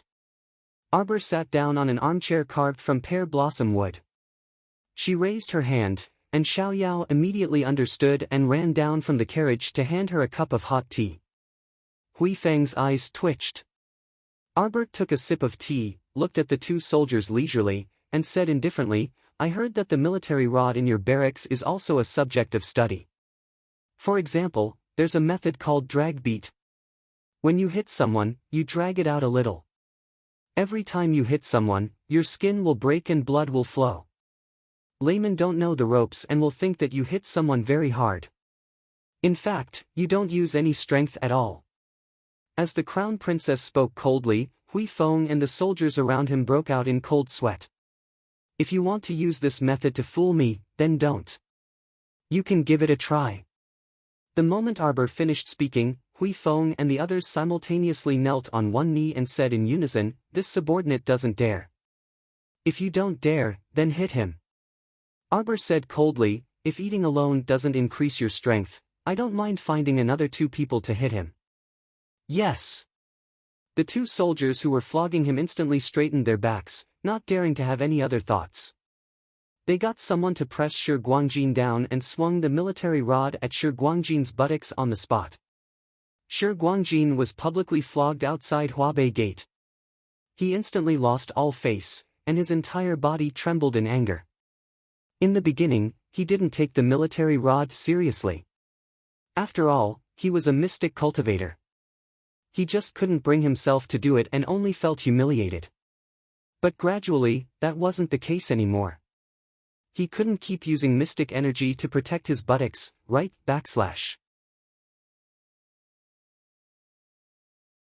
Chapter 834. Mystic energy could also be exhausted, okay? Moreover, there was also a saying about being beaten with a military rod. The rod would always hit the same spot, and as time passed, even a man made of iron wouldn't be able to endure it. After using mystic energy to block 100 or so strikes for him, the remaining 70 to 80 rod strikes were solid hits to the flesh, causing Shi Guangjin to grimace in pain and howl incessantly. Watching from afar, the great king's second consort Shu Quan's eyelids were also twitching wildly, and alarm bells were ringing in her heart. She inwardly warned herself, "Don't bump into the crown princess, this ominous star. Some people were born and not to be trifled with." The maidservant Sheep was even more alarmed by her earlier ramblings. The Prince Consort was right. One should be careful and prudent in whatever they did and said. A single mishap and they would end up like this third young master of the state Duke of Qing's estate. Not only would they lose all face, but they would also be covered in bruises. Those imperial court officials and family members who had dismounted from their horses and alighted from their carriages only dared to watch from afar. The crown princess angrily rebuked the state Duke of Qing's estate's third son. Who would dare to go and persuade such a big commotion? Who would dare to step forward and be the bird? After 170 rods, Shi Guangjin only felt that the place where he was beaten was already about to smoke from the pain, and his flesh was probably about to rot. The two lowly soldiers' beatings were also very torturous. When the rod struck down, it would bounce in the opposite direction. It looked like the blows were quite light, but in reality, there were clots of blood under the skin. Even if Shi Guangjin was a level 8 mystic cultivator, he still had to properly drink a pot of blood. At this time, the crowd was slightly clamorous. The carriages and such in the distance all moved to the side to make way for the people who were dashing over. The person in the lead was a man in his 50s. He was hale and hearty with bright eyes, and when he flew over in court attire, his footsteps were vigorous and vigorous. Behind him was a man in his 30s, who closely followed behind him with a majestic gait. When Lightning saw the newcomers, his expression changed slightly, and he lowered his head to whisper into the Crown Princess's ear, "Crown Princess, State Duke of Qing and eldest young master have arrived." Arbor looked up and coldly swept a glance over. His gaze landed on a young man wearing a white fox fur coat behind the two. This person had a sickly look on his face, but his appearance was not bad. His eyebrows were raised, and his black eyes were bright. He was supporting an old woman as he walked over. Behind the two of them were 5 or 6 madams and young misses. When the madam saw Shi Guangjin being tortured on the ground, she immediately let out a sorrowful cry and was about to rush forward. However, Duke Qing and the old woman glared at him coldly at the same time, and he could only freeze on the spot. Arbor stood up with a cold glint in his eyes. He didn't have stage fright when he met Duke Qing. "Duke Qing, you've brought your family here. Are you here to denounce me? Father, save me, father. Father, save me." When Shi Guangjin saw his father, brother, and others coming, he struggled with all his might and screamed. Hui Feng, who was standing behind Arbor, was sweating profusely. This matter was really getting bigger and bigger. He secretly prayed in his heart that Duke Qing had grasped the situation well. He felt that if the crown princess in front of him wanted to punish someone, she would definitely do it to the end. If the state Duke of Qing dared to obstruct her halfway, the crown princess wouldn't spare him either. Fortunately, the state Duke of Qing wasn't like his brainless third son at all. He was here to ask for punishment. "Shut up, you bastard!" Duke Qing angrily rebuked, exasperated at his son's failure to live up to his expectations. This subject deserves 10,000 deaths. This subject was not strict enough in teaching his son. I was shocked to hear that my son had offended the crown princess in front of Huabei Gate. Please forgive him. Chapter 835. Aren't you angry at me for beating your son 200 times? Arbor asked coldly. There was no expression on his paralyzed little face. My son offended the crown princess, so he deserved it. Although the crown princess was still expressionless, Lightning, Hui Feng, and the others standing behind her could feel that the crown princess's imposing manner had loosened a bit. They couldn't help but let out a long sigh of relief. Duke Qing's eldest son, Shi Guangfeng, glanced at his third brother, Shi Guangjin. When he saw that his brother's buttocks were already bloody, a trace of unwillingness flashed through his eyes. He took a step forward and knelt on one knee in front of Arbor. My younger brother rudely offended the crown princess. As the eldest brother, I was also in the wrong for not being strict enough. I, Guangfeng, am willing to take the rest of the beatings in place of my younger brother. Arbor's cold gaze fell on Shi Guangfeng. He looked at this man who didn't have a particularly outstanding appearance but was full of righteousness. Shi Guangfeng was a famous young general in the army. At the age of 28, he had already been conferred the title of Yangwei General. Qiao Mu's gaze made everyone in the State Duke of Qing's estate tense up at once. In particular, Shi Guangfeng's wife, Madame Su, was tightly clenching the handkerchief in her hand and looking at her husband worriedly. After a long while, just as everyone's breathing was getting heavier and they were about to suffocate, Qiao Mu suddenly raised her hand. Stop! In fact, the two soldiers were already covered in cold sweat when the people from Duke Qing's mansion arrived. They were also under a lot of pressure as they heavily reprimanded Shi Guangjin in front of Duke Qing and Yangwei General. When they heard the crown princess's shout, they hurriedly put away their batons and returned to the troops behind Hui Feng. Duke Qing, do you know why I publicly beat your third son? Arbor moved his finger and took out the listening talisman. He directly played Shi Guangjin's original voice for Duke Qing's family to hear. Bastard! Bastard! Duke Qing was so angry that smoke came out of his head. This bastard was actually his son. He had served the country and the people all his life. How could he have given birth to such an ignorant little bastard? What did he do? Your son rushed up and tried to knock over my family's carriage. My parents and siblings are all in the car. I once swore to the heavens. If anyone dares to hurt my family, I will make them pay for it. Duke of Qing, for the sake of the crown prince, for the sake of you and General Yang Wei, I will let him go today. Arbor's voice was so cold that it made people feel as if they were in hell. You have to bring him back and discipline him well. If he runs into me again, I'll kill him. The Duke of Qing's heart was greatly shaken by these last few words. The General of Prestige also abruptly raised his head to look at this young girl with an astonishing aura.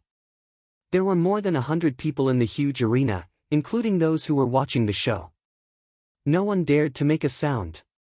The Duke of Qing didn't even dare to look directly at the crown princess' eyes, which were as cold as snow. The sound of horse hooves came from outside Huabei Gate. The rider was so fast that his figure was like a swan. In an instant, he arrived in front of Arbor and the others. Prince Imo dismounted from his horse and rushed to Arbor's side with a whoosh. He stretched out his arm and hugged her. He pulled her over and looked her up and down. Jojo, what's the matter? Are you hurt? Everyone chuckled. Why didn't they know that His Highness was blind before? Shi Guangjin was lying there covered in blood.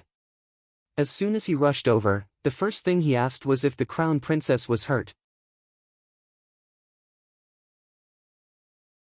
Chapter 836. I'm fine. The little stoic calmly shook her head. Seeing that he hadn't had time to change out of his court robes, she knew that he must have run over right after finishing the opening ceremony. This was indeed the case. The State Duke of Qing had also rushed over after receiving the news after the opening ceremony ended. The Crown Prince had even gone to the study to speak with the Great King for a while. It was only after he left the royal study that he was informed that his darling had quarreled with the State Duke of Qing's third son at Huabei Gate. He had rushed over, so how could he have bothered to change his clothes? He was worried that his lovely wife would be taken advantage of. Your Highness, please forgive us. The State Duke of Qing and General Yang Wei hastily bowed and begged for forgiveness. Prince Imo was just about to reprimand them when the little stoic tugged at the corner of his shirt. All right, I'm fine. It's just that Mom and the others suffered a bit of a shock. Arbor naturally wouldn't let that person off easily if someone came looking for trouble on the first day of the new year. How could Wei Ziqin, Qiao Zhongbang, and the others still sit in the carriage? They all got out at this time. Mom, are you all right? Prince Imo ran up to support her. Everyone's eyes nearly popped out of their sockets when they heard him call her Mom so smoothly. Wei Ziqin hastily pulled his hand down and saluted in deadly earnest. Greetings to the Crown Prince. Prince Imo hastily reached out to support her and didn't pay much attention to how the others looked. Could it be that she wasn't Jojo's mother his mother, so what if he called her Mom? At this time, Qiao Zhongbang had already exchanged a few pleasantries with the State Duke of Qing. The State Duke of Qing repeatedly apologized, and Qiao Zhongbang hastily pacified him. The bloodied Shi Guangjin had already been helped down. Madame Neihe of Duke of Qing secretly wiped her tears on the side. Jean was beaten too miserably. You still dare to say that? The old madam of the state Duke of Qing estate glared at her hatefully. If you hadn't indulged him all along, would he have gotten to this point today? How many times have I warned you? If Jean doesn't control his temper, sooner or later he will bring disaster to the whole family. Grandmother, don't be angry. The sickly second son of Duke Qing's mansion, Shi Guanyin, hurriedly said softly. Old Madame reached out to pat her second grandson's hand. Looking at Madame He's pouting lips, she couldn't help but get angry. Look at what your son and daughter have become. Grandmother, if you want to talk about third brother, then talk about third brother. Why do you have to bring me, your granddaughter, into this? Next to Madame He, an 18-year-old girl couldn't help but talk back. For the sake of her face, old Madame could only glare fiercely at that young girl. She turned her head and looked at Madame He with disdain. Look at the good daughter you taught. Help me walk. It's grandmother. Another young lady of about the same age came forward to support the old madam. She looked gentle, elegant, and delicate. On the other side, the Arbor family also got into the carriage. At this time, with Crown Prince Imo following beside the carriage, how would the numerous carriages and horses in front dare to act rashly? They all hurriedly moved to the side, forcibly opening up a spacious path for the Chow family to pass through first. Brother-in-law, Happy New Year. Take your New Year's money. Oh! Mother, why are you covering my mouth? Chow Lin lifted the curtain. When Imo Lien heard the word brother-in-law, it was very much to her liking. She immediately laughed heartily as she took out the New Year's gift she had people prepare in advance and handed it through the window. Chow Sen's eyes lit up. He immediately closed the window and followed Chow Lin's tone and said something. Wei Ziqin was both amused and annoyed as she knocked her son's little head. Don't learn good things. See you tomorrow. I fell asleep. My throat hurts from coughing. Sigh. Chapter 837. The little monk chanted a Buddhist proclamation and clasped his hands together. Wealth is merely a worldly possession. How can a person wholeheartedly stare at? Arbor casually picked up a pastry and stuffed it into his small mouth, immediately silencing the little monk. Who knew where this child learned his nagging habit from at such a young age? She could see now that Great Master Kong Yin didn't bring him along on the journey, probably because this child's nagging gave him a headache. Prince Imo urged his horse to follow beside the carriage, so the journey was naturally very smooth. His small eyes would secretly peek at his wifey in the carriage from time to time. Seeing that her complexion wasn't that good, Prince Mo's heart was in a mess. Arbor was indeed a bit stifled. She hadn't even entered the palace on the first day of the new year, yet this kind of incident had already happened. She didn't know what kind of rumors were spreading inside and outside the palace right now. When she entered the palace later, she would be endlessly vexed just by recognizing people. The small banquet that Her Majesty the Queen held before the new year was only a small-scale one. So many royal concubines, princes, and princesses didn't attend. Even if not all of them would attend today's New Year's banquet, she reckoned that at least 80 to 90% of their relatives would attend. A layer of frost covered the little stoic's face. Whenever she recalled that Prince Imo had 15 to 16 siblings, her head would ache endlessly. Just the fucking concubines alone numbered several dozen. The old great king really was a scoundrel. He married one concubine after another and gave birth to a string of children. Just looking at it was irritating. Jojo. Prince Imo cautiously called out to his wifey through the carriage curtain. Arbor looked up and rolled her eyes grumpily at him. Prince Mo's heart thumped again, and he immediately thought of the source of the disaster. Jojo, if you're still unhappy, I'll order people to take care of Shi Guangjin, that son of a bitch.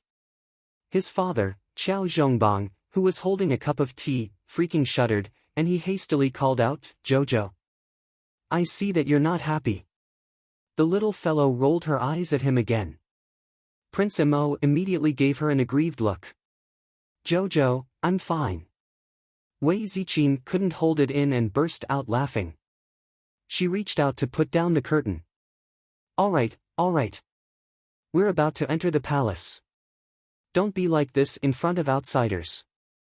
In the eyes of outsiders, the way this young couple interacted with each other was like a pair of sweet, inseparable lovers.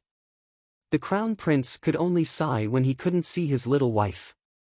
He urged his horse to follow the carriage, thinking that once they entered the palace, he would find an opportunity to privately comfort his little wife.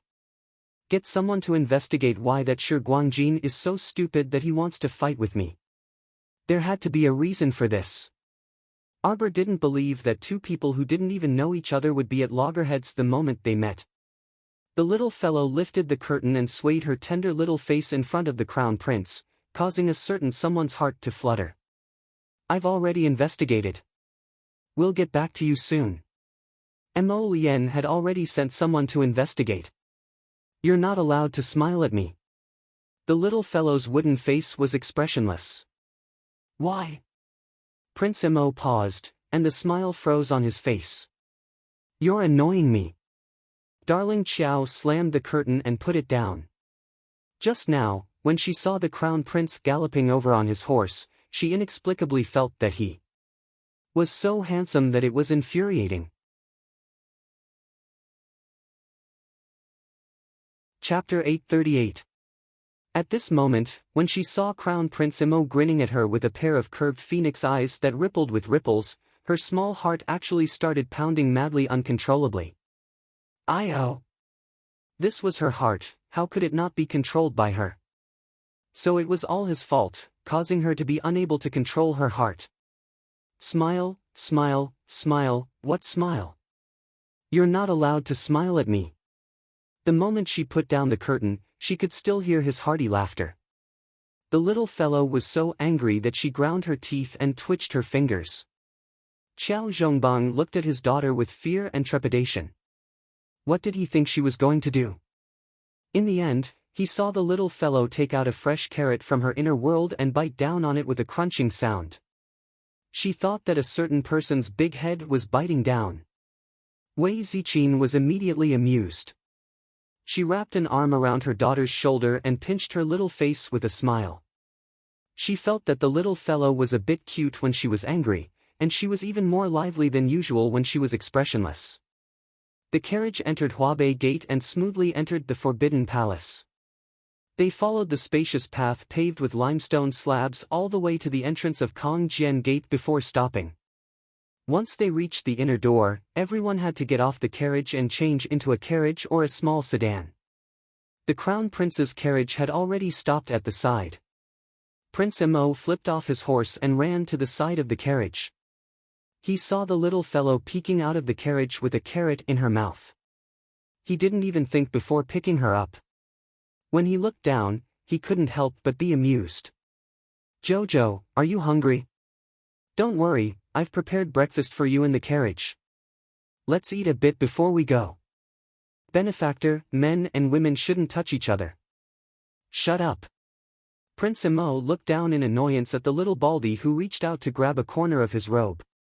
"Have you done your morning ritual?" "Yes, I've done half of it." The little baldy inexplicably answered, looking a bit guilty. "What do you mean half of it?" Mo Lien pulled a long face and scolded in a low voice. It was really quite frightening. The little monk was a bit frightened and answered in a trembling voice, "That's because SS's sister wants to run away." Arbor glanced at the two of them in annoyance. "Continue your chanting after dinner. Don't disturb him and Jojo's private time." "Oh." The little monk knew that he was in the wrong. Prince Mo stretched out his hand and carried him to the carriage. He picked up his vegetarian meal and tasted it. Then, her big eyes suddenly lit up. Delicious! Wei Ziqin and the others also boarded their own sedans, parting ways with Qiao Zhongbang and Qiao Senator. The lunch banquet for the families of the officials of the 5th rank and above was divided into male and female guest banquets. The male guests went to the Qin Palace. The female guests all went to the queen's central palace to pay their New Year's greetings first, then eat dumplings together to fill their stomachs. The New Year's banquet would begin at noon. In the evening, the great king and queen invited officials of the third rank and above and their families to a banquet for the 8 great aristocratic families in the capital. This was a great effort to save face for the 8 great clans. Martial arts were prevalent in Seekong Planet, and the status of the 8 great aristocratic families in the capital wasn't inferior to the 3 dukes and 6 marquises. The banquet in the evening was hosted by the great king and queen and held in the garden of Qingshui Fine Park. The banquet didn't discriminate between men and women. After all, those invited were aristocratic families who didn't care about trifles, so there was no need to talk about male and female distinctions. It was said that this Qingshui Fine Park was a newly built scenic spot in the palace. There were 3 other gardens in the entire garden, so it was naturally impossible to visit all of them in one night. And the banquet was mainly held in Qingshui Fine Park's southern courtyard. Chapter 839. I went to that Clearwater Fine Park, and it's really built well. The crown prince hugged his little wife and fed her as if no one else was around. He even said in a small voice, "If you like it, let's have Imperial Father give this park to you to play with." The great king, who was laughing and chatting with Su Pingyong and a few close officials in the king's palace, suddenly felt his nose itch, and he hurriedly suppressed his indecent sneeze. There's a hot spring in that park, and there's also a large pool that flows around half of the garden. The small pavilion is elegant, and the scenery is pleasant. At night, the luminous pearls set in the flower garden will all shine. It's so beautiful, you'll definitely like it. Arbor rolled her eyes at him in annoyance. Why would I want to live in such a big park by myself? Prince Imo lowered his head and smiled foolishly at his wife, and couldn't help but kiss her. Jojo, you're so nice. You're so virtuous. When darling Chow heard the word virtuous, she couldn't help but feel a chill run down her spine. A little demoness like her who killed people like scything flax, how could she be virtuous? She really didn't know how the crown prince's eyes grew. Oh right, Yoonghee also invited the capital's recently famous Luo family troupe to sing an opera. As the crown prince spoke, he scooped another spoonful of osmanthus soup for the little fellow, and let her swallow it without any explanation. In the past, the royal troupe was invited to sing every year, but they couldn't come up with anything new. Yoonghee suggested letting the Luo family troupe sing, and it seems to be quite popular with the madams and misses. Do you like it? He scooped another spoonful for her. Arbor angrily reached out to stop his fingers. I can't eat any more. What if you lose weight if you eat so little? Take the last bite. The crown prince blinked. He just liked to feed her. As he spoke, he even reached out to touch her soft little body. Look, so thin. Arbor had no choice but to finish the last bite before reaching out to push him. Go away, the little monk is here. The little monk is busy chanting scriptures. The little monk sits by their feet. After finishing his vegetarian meal, he closes his eyes and starts reciting scriptures. He doesn't disturb Imo Lien's Arbor. Arbor couldn't help but find it funny. Casting a glance at him, he asked, hasn't Lady Jing been stripped of her responsibility to manage the 3 palaces and 6 halls? Why are you interfering with the New Year's banquet? Moreover, wasn't she pregnant? Why was she still worrying? Who knows? Imo Lien snorted and lowered his head to look at his little wife. Could it be that you think that she has an ulterior motive for inviting the Luo family troupe into the palace? Arbor was just about to speak when he took out a communication jade charm from his inner world. He touched it with his finger and a cold light flashed in his eyes. The Night Pavilion has sent word. Within half a month of Wu Xiaosu's imprisonment, Shi Guangjin had visited her 3 times. If you want to know the specifics, you'll have to investigate further. Arbor put away the communication jade charm. I couldn't tell that Shi Guangjin was such an affectionate person. There's no need to investigate further. She only needed to know who was adding fuel to the fire. Arbor's tone was somewhat mocking. Imo Lien frowned. Are we going to deal with that Wu Xiaosu? There's no need for that. Arbor shook his head. She's someone who can't walk out of prison. There's no need to go through the trouble. Did Wu Xiaosu think that the golden cicada she fed her was still the original poison? She had already modified it. If she could walk out of prison in 3 months, then she could only blame Arbor's lack of skill. As they spoke, the carriage arrived outside the central palace.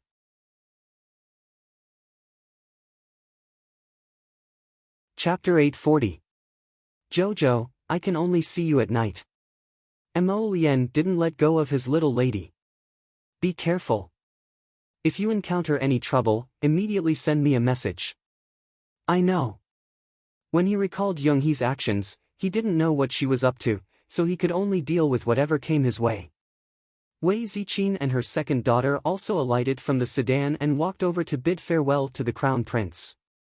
Hence, Crown Prince Mo gloomily watched as his wife walked into the central palace and left with the little monk. At this time, many upper-class madams and young misses had already gathered inside the Queen's brilliant Sun Hall. The Qiao family trio had arrived relatively late and was delayed at Huabei Gate. Thus, as soon as they entered, they received many sparkling gazes. It was one thing to see the Qiao family trio at the small banquet before the new year since they had already witnessed the crown princess's prowess. But most people hadn't seen her before, especially the family members of those 4th and 5th rank officials. Right now, they were all curiously sizing up this little lady who suddenly ascended to the heavens in a single bound and became the crown princess. She really looked quite young. They wondered if she had reached marriageable age yet. 100 or so small tables had been set up on both sides of the hall. There was a spacious passageway in the middle, and at the end of a dozen or so steps, Queen Zhao sat loftily with pursed lips, looking down at everyone inside brilliant Sun Hall. In the morning, she had received news that Her Majesty the Queen Dowager had sent someone to deliver that she had encountered you, at Ziyu Mountain Villa, so she had left this naughty little grandson to celebrate the new year with her in the mountain villa. When she thought of how disobedient her youngest son was, the queen felt very uncomfortable. Now that she looked at this stoic-faced eldest daughter-in-law, she was even angrier. The mother and daughters of the Qiao family stepped forward and respectfully paid their respects to the queen. In terms of etiquette, no one could find any fault. But the queen felt stifled. Look at the Shu family's 4th miss, Shu Hui. She was so considerate and proper. Not only did she personally present a painting, but she also came early in the morning with Madame Shu to pay her respects. This was what a daughter-in-law should do. Look at the little stoic's languid appearance. What time was it already? He had just arrived at the brilliant Sun Hall. The first thing the concubines asked when they came in to wish her a happy new year was, "Where is the crown princess?" When she saw the little stoic for the first time, she couldn't suppress the discomfort in her heart and wanted to ruthlessly explode. However, noble consort Zheng cut her off with a chuckle. "Crown Prince Consort, you really didn't come early. Her Majesty the Queen has been waiting for you since early in the morning. I didn't think that she would wait until now. Have you repaired your sleeping quarters in Sephora Flower Palace?" Arbor coldly shifted his gaze and stared at Consort Zheng. Consort Zheng was so shocked that she felt a chill run down her spine. Her fingers on the armrest twitched involuntarily. Damn it! She was so frightened by this girl that her body trembled a little. Consort Zheng was furious. The noblewomen below were also whispering to each other, talking about how Consort Zheng's bedchamber had been smashed a while ago. Wasn't it precisely the crown princess who did it? Now that the crown princess was greeting Consort Zheng to her face, her tone was rather sarcastic. It was obvious that she didn't care about the noble consort at all. Noble consort Zheng's face trembled slightly, and she forcefully suppressed the anger in her heart. She forced a smile at Xiao Mu with great difficulty before forcing out a sentence from between her teeth. The crown prince consort really knows how to crack jokes. You know very well whether I'm joking or not.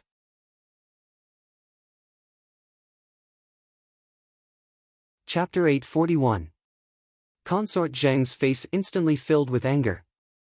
Just as she was about to explode, she suddenly changed her mind and reached out to clutch her stomach, crying out, "Aya, my stomach, my stomach." The accompanying palace maid, Kaling, hurried forward and anxiously supported Consort Zheng's body while shouting, "Your Majesty the Queen! Your Majesty the Queen! I beg of you to uphold justice. The Crown Princess has angered Her Majesty the noble consort to the point that her stomach hurts." Wei Ziqing's expression changed greatly. She reached out to grab her daughter's small hand and sternly glared at the palace maid called Kaling. "Don't speak nonsense. Casually slandering the Crown Princess should be punished with capital punishment." Arbor patted the back of her mother's hand to reassure her. Her cold gaze swept over Consort Zheng and the corner of her mouth hooked up. "Xiaoyao, go invite Dr. Chow from the Imperial Physician Building to come over. Just say that Consort Zheng's stomach hurts and have him come over to take a look." "Yes." Xiaoyao didn't suspect anything and nodded to leave. Consort Zheng's hand that was clutching her stomach stiffened slightly.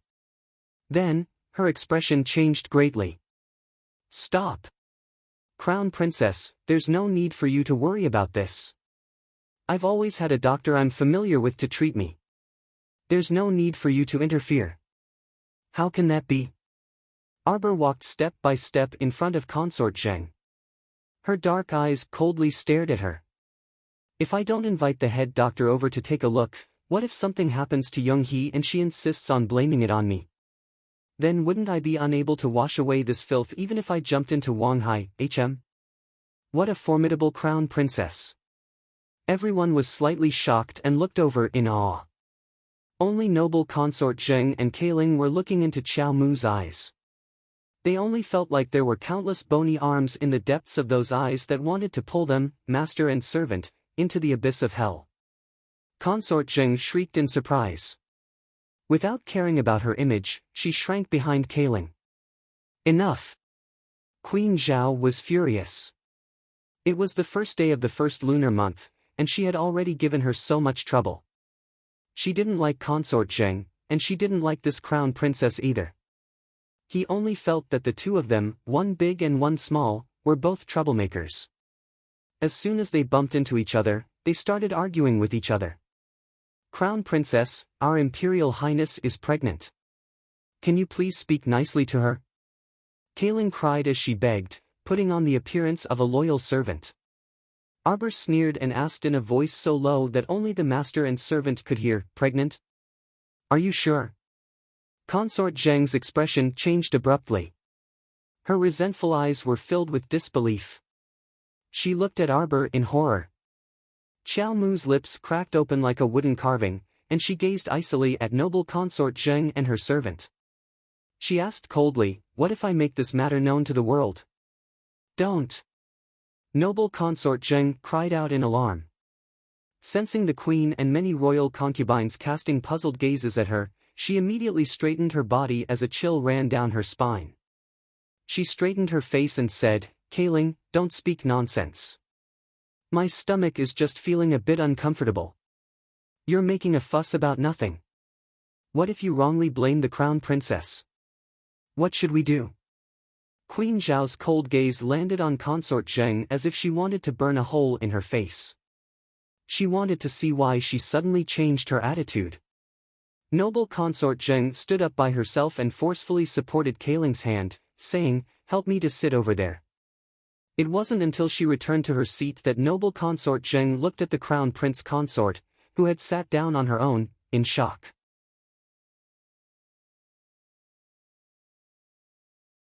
Chapter 842. Since the crown princess already knew about this, why didn't she directly inform Her Majesty the Queen? Therefore, it could be said that the crown princess also had some opinions about Her Majesty the Queen. If she could grasp the animosity between the mother-in-law and daughter-in-law and exploit it, then perhaps she could. In reality, Consort Zheng was truly overthinking things. The little stoic had never viewed Consort Zheng as an enemy, and she couldn't be bothered to meddle in the harem's trifling affairs. In her eyes, Consort Zheng was already a dead person. It was only a matter of time, and she wouldn't be able to do it for too long, so why should she waste the effort? Moreover, she only had her initial suspicions before. After all, the special beautifying pill state Uncle Zheng purchased at an astronomical price also had other special medicines added to it besides heat poison. This medicine could guarantee that Consort Zheng wouldn't be able to conceive in this lifetime. However, she was only suspicious at the beginning and wasn't certain. She didn't expect that she would be duped into revealing her fake pregnancy as soon as they met. It was truly hilarious. After Arbor returned to her seat, various royal concubines came forward to greet her one after another. She greeted them one by one in a distant yet courteous manner before minding her own business and whispering to Jolin. Princess Anam arrives.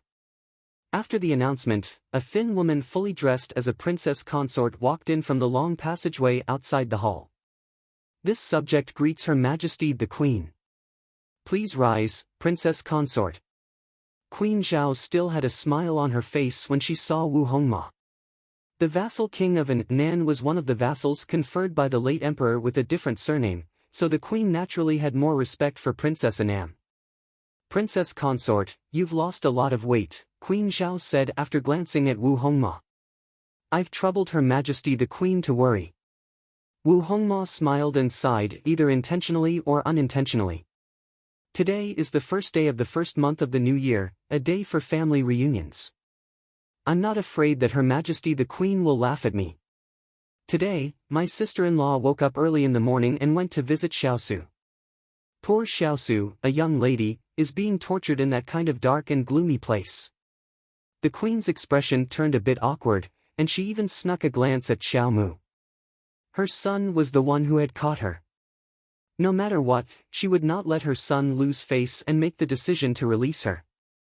She saw the little stoic talking to her younger sister in a low voice and didn't even glance at Wu Hongma out of the corner of her eye. Perhaps she was pretending not to see Princess Anam. Your Highness. Princess Anam suddenly knelt down. This subject has a presumptuous request. Queen Zhao's expression changed slightly, and her eyes became sharp. Princess Consort, the New Year's banquet is about to begin.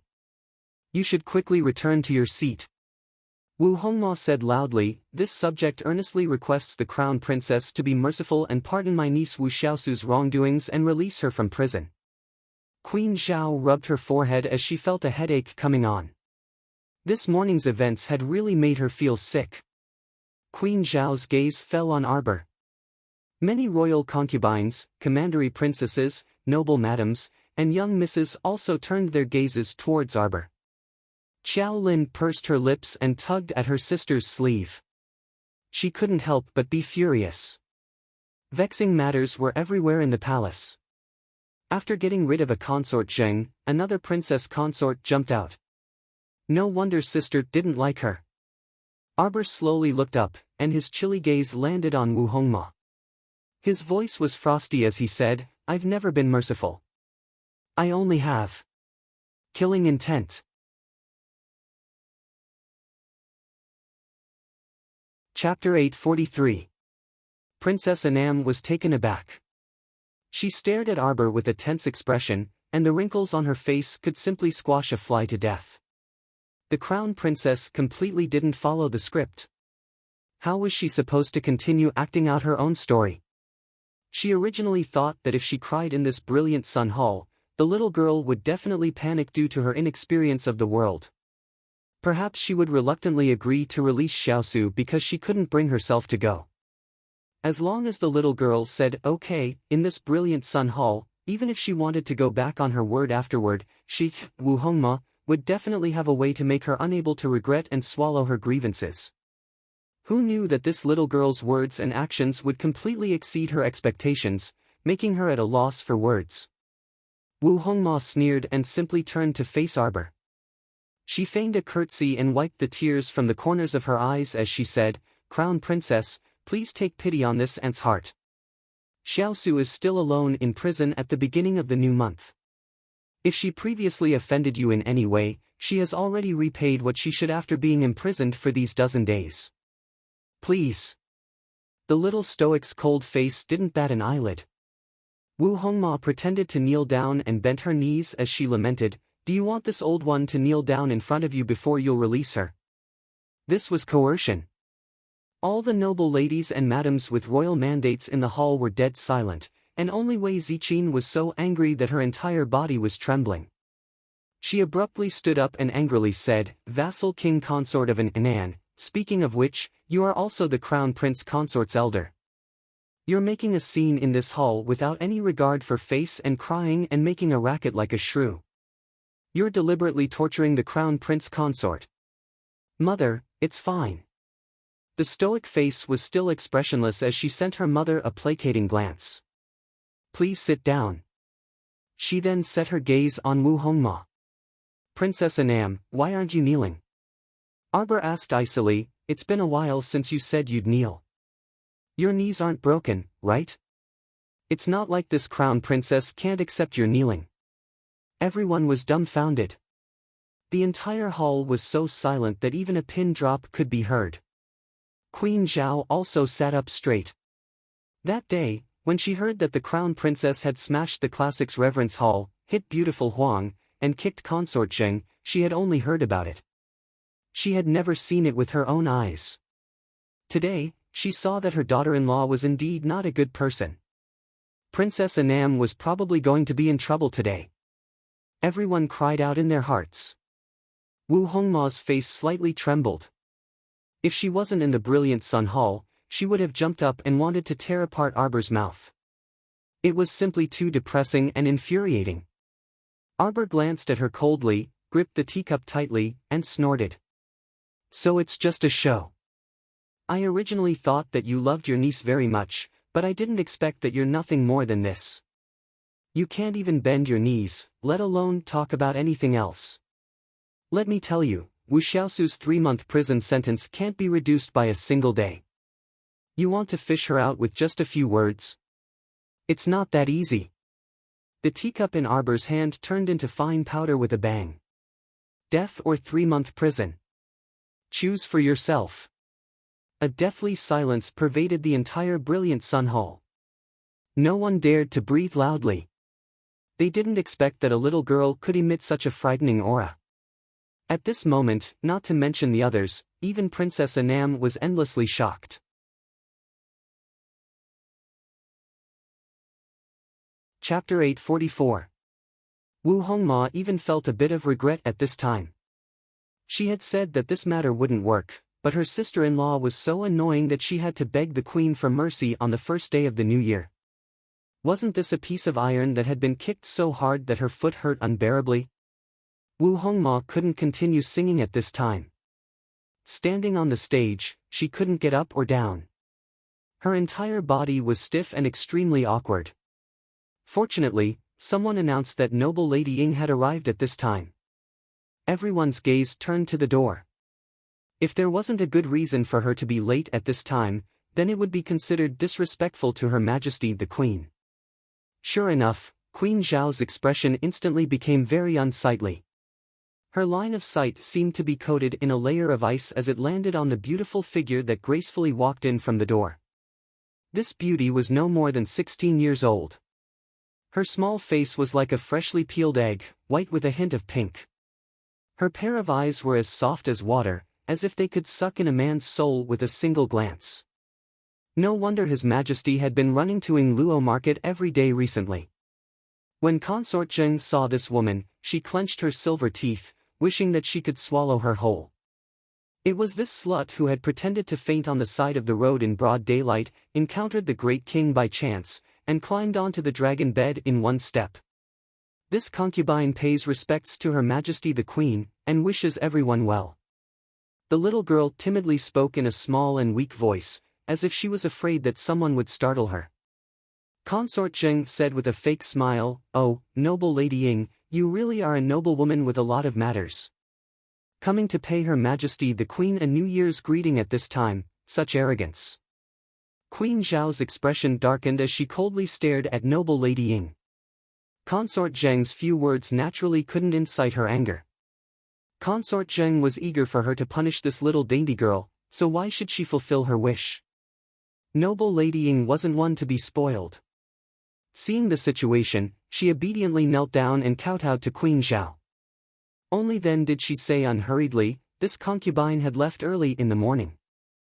This concubine also wanted to pay a New Year's visit to Her Majesty the Queen. The timing couldn't be wrong.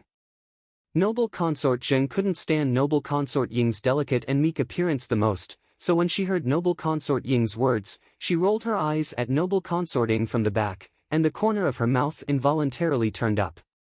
Unfortunately, this concubine encountered. Her voice trailed off as she cast an unnatural glance in Noble Consort Zheng's direction. When Consort Zheng saw her acting like this, she couldn't help but get angry. Noble Lady Ying, are you trying to say that it's this consort's fault that you're late? This concubine does not dare. Nguyen said in a delicate and timid voice. Then, she lowered her head and looked like she was ready to be punished. She didn't say anything else. Queen Zhao's heart was filled with annoyance, but she still asked, "What is it?" "There's no harm in you telling me. Her Majesty the Queen is wise. This concubine was on my way here this morning when I met the 15th Princess wet nurse. She cried and begged everywhere to find a doctor from the Imperial Physician Building to treat her." Noble Lady Ying sighed and said, "This concubine saw that wet nurse holding the princess and felt that she was truly pitiful.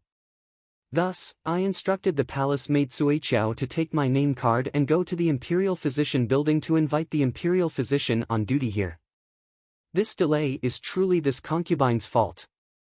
This concubine asks for your Majesty's forgiveness." On the side, Consort Cheng couldn't help but burst out in laughter, so this really is Noble Lady's fault. Look at how she's tormented Noble Lady Ying.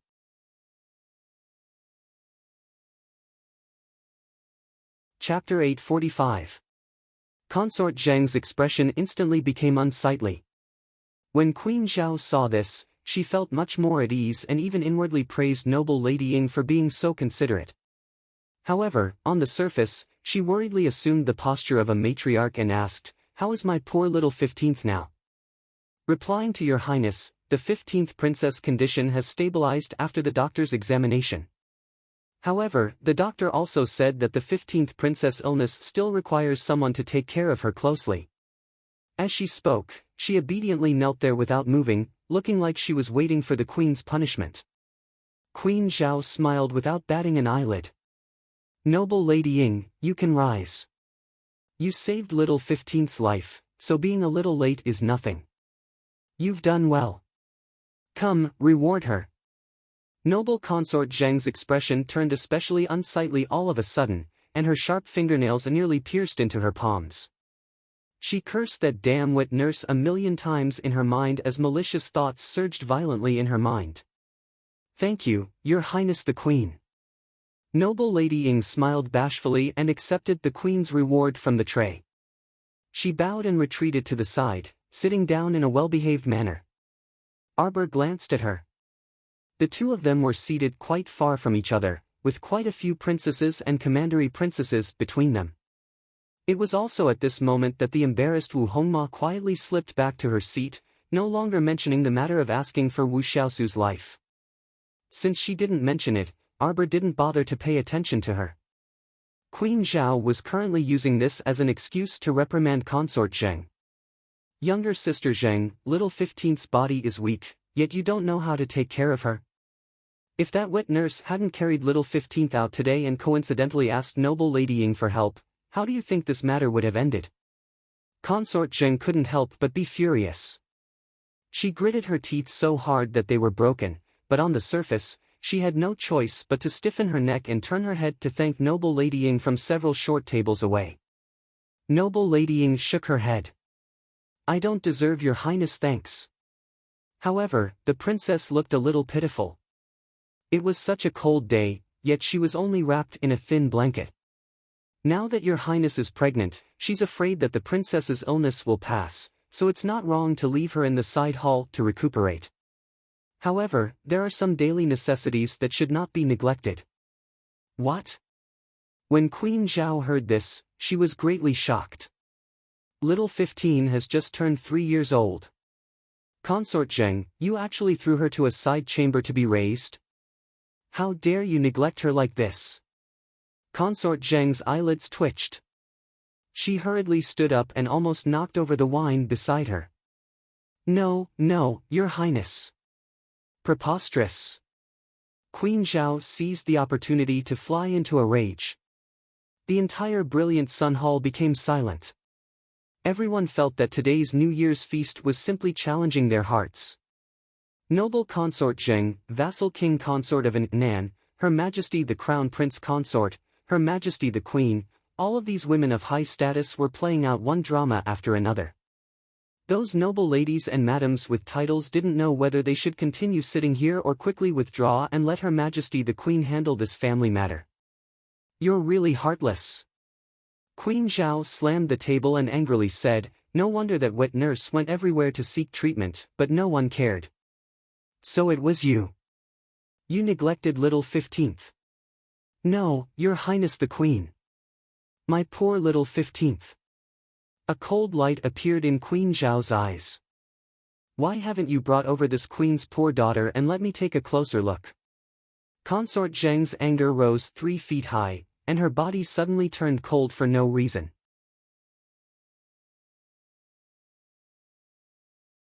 Chapter 846. This play had come so quickly that she wouldn't believe it if it wasn't deliberately set up. How could noble Lady Ying be so coincidental as to run into the wet nurse carrying the child out to seek treatment? There was something wrong with noble Lady Ying, and there was also something wrong with the wet nurse. Consort Zheng was very anxious and even wanted to send Kaling back to the palace to take a look. However, Queen Zhao coldly stopped her. Younger sister, it's better if you just sit here. This consort also wants to see what kind of life little 15th is living in Sephora Flower Palace. Could it be that a good princess only has a wet nurse to watch over her? Are all the other servant girls in Sephora Flower Palace dead? Sweat rolled down Consort Zheng's forehead. Your Majesty the Queen, noble Lady Ying already said that the child's treatment has been completed. Perhaps she's already asleep. A head palace maid walked in trembling with fear and asked in a small voice, Your Majesty, it's time to eat the dumplings. Should I order someone to bring them up now? Consort Zheng was furious. What time is it to eat dumplings? Scram! The head palace maid trembled. However, Queen Zhao smiled and said, just in time. Bring the dumplings up. We can eat while we wait. It won't take much time to return to Sephora Flower Palace. Consort Zheng's eyes were about to shoot out a poisonous light. This daughter of hers was indeed born to collect debts. Now that someone with ulterior motives was using her as a scapegoat, how could she not hate her to the bone? The dumplings had been made by Queen Zhao and the other noble ladies on New Year's Eve yesterday. Arbor had eaten breakfast and wasn't hungry at all. For the sake of the queen, she ate 2 dumplings as a gesture. Everyone silently ate the dumplings, not daring to speak. They didn't know what the dumplings tasted like in their stomachs. They only felt that their hearts, livers, spleens, and lungs were all trembling. This was the calm before the storm. Not long after, a thinly clothed woman was seen carrying a 3-year-old little girl. She blindly followed the palace maid into the brilliant Sun Hall. It was probably the first time the little girl had seen so many people. She immediately shrank into the wet nurse's arms and looked around anxiously. Queen Zhao revealed a benevolent smile and beckoned to the wet nurse. Bring little 15 over for me to take a look. The wet nurse immediately fell to her knees, trembling as she shrieked, Your Highness, please forgive me. Your Highness, please forgive me. Consort Zheng's heart was suddenly in her throat. She angrily slammed the table and stood up. Nanny, what are you doing? Come here. Arbor impatiently waved at the wet nurse. The wet nurse looked at her blankly, then raised her head to look at Queen Zhao. Come here. Arbor shouted. The wet nurse was intimidated by her imposing manner and was so scared that she rolled and crawled over. Arbor clapped his hands at the child. Come. Little 15 turned her little head and looked at Arbor with her eyes as red as a little rabbit's. Suddenly, she stretched out her hands to her. The wet nurse could not help but be stunned for a moment. The princess never liked other people getting close to her. Even Consort Zheng, the princess would stay far away from her whenever she saw her. Crown Princess. Queen Zhao coldly called out. Arbor indifferently raised her head to glance at her. Then, she picked up little 15 and placed her on her lap. She untied the thin blanket wrapped around the child. There are bruises on her hands and legs. She was beaten just 2 days ago. Arbor said faintly as she took out a needle bag from her inner world. Her asthma isn't too serious, but she hasn't been properly nurtured since she was young.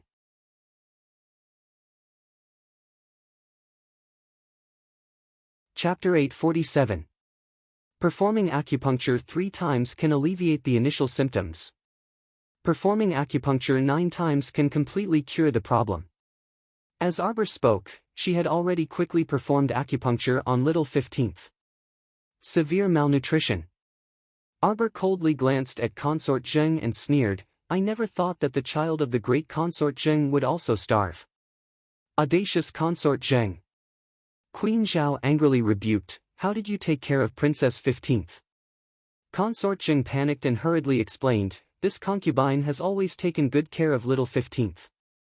Your Majesty the Queen, what do you mean? Little 15th came from my stomach. Arbor didn't continue listening, nor was she interested in watching this play. She stood up and walked out of Brilliant Sun Hall with the child in her arms. When she passed by the wet nurse kneeling on the ground, she coldly glanced at her and spoke with a bit of ridicule, selling out your master for glory. Take a guess, will your master let you off? The wet nurse looked up at her in shock, her entire body trembling like a sieve. Crown Princess, Crown Princess. Several palace maids ran over and softly reminded her, the official luncheon hasn't started yet. Did the Crown Princess not see that Her Majesty the Queen's face was already covered in dark clouds? Or could it be that the Crown Princess saw it and pretended not to? Wasn't she looking down on Her Majesty the Queen too much? I'm full. Arbor's icy gaze swept over the palace maids, scaring them into abruptly withdrawing their hands, not daring to stop her. She was never someone who would wrong herself. Since this Brilliant Sun Hall was so stuffy that she wanted to go out for a breath of fresh air, why would she force herself to continue sitting there? This subject will go see the Crown Princess. Wei Ziqin was worried about her daughter and hurriedly pulled Jolin up. She bowed to the gloomy Her Majesty the Queen in the head seat and then quickly pulled her daughter out. How can someone from such a small family be presentable? He doesn't know any etiquette at all. The woman who spoke was about 25 years old. She was wearing a purple gown with a red collar, embroidered with the colors of fortune and wealth. With a golden rose hairpin on her head, she looked rich and noble. Her face was beautiful, but her brows looked very harsh. This was the 4th Princess Mo Shuang, the only one in the Mo kingdom who, after getting married, made a big fuss about divorcing her husband and forcing him to his death, was now raising a gigolo. Although Queen Zhao was angry with the little stoic, she was even angrier when she saw this 4th princess. She glared fiercely at Lu Fei. Why did you also bring her here? Lu Fei was 4th princess's biological mother. She felt wronged and said, Your Majesty, today is the first day of the first lunar month. According to the rules. All right. The queen didn't have the patience to listen to Lu Fei's rebuttal. She looked coldly at Consort Zheng and said, I will report this matter to His Majesty in detail. Since you can't take care of 15th princess, then this queen will make a decision for you this time. What are you doing? Consort Zheng shouted in alarm. When Wei Ziqin chased after them with her younger daughter, she just happened to see her eldest daughter holding a baby and waiting for them in the corridor. When she saw her mother and younger sister coming out, Arbor's icy features relaxed slightly. She nodded at them and said, I'm fine, Mom. You don't need to worry. You child.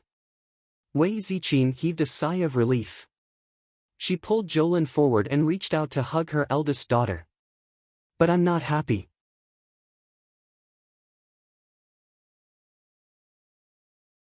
Chapter 848.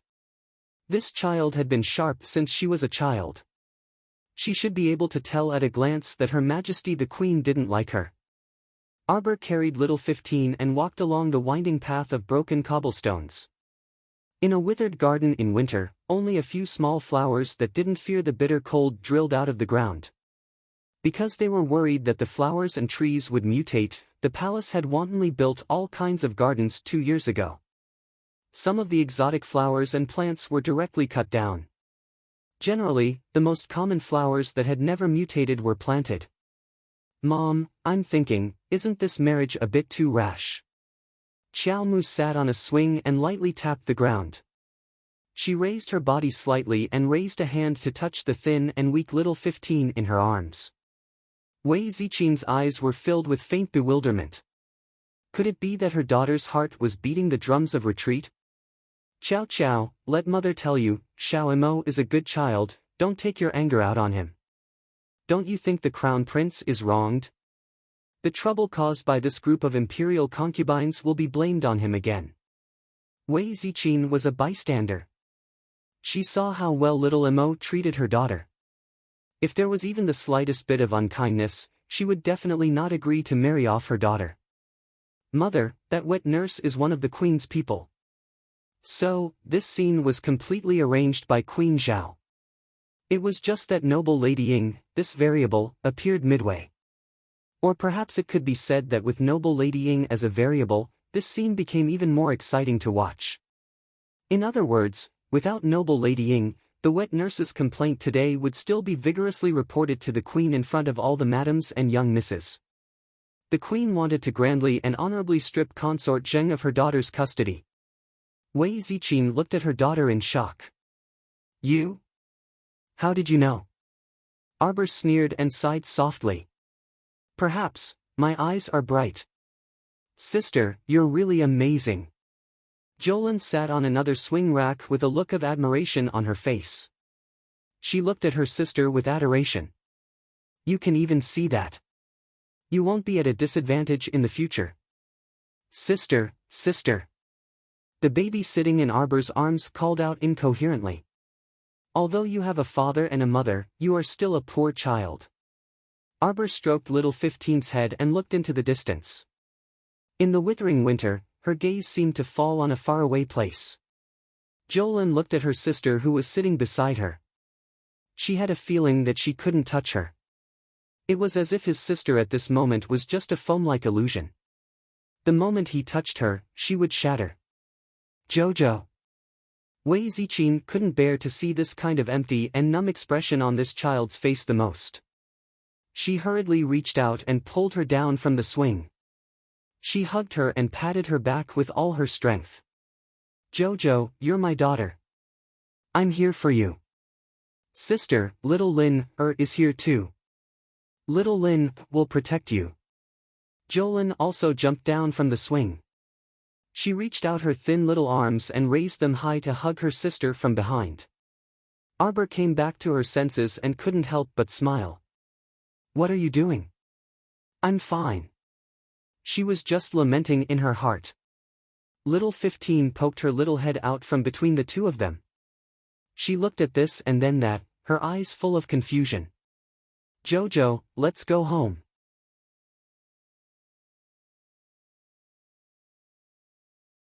Chapter 849. Arbor couldn't help but chuckle. "Mother, why are you being so willful? My daughter isn't happy. Can't I be willful for once?" Wei Zichin said angrily. Okay.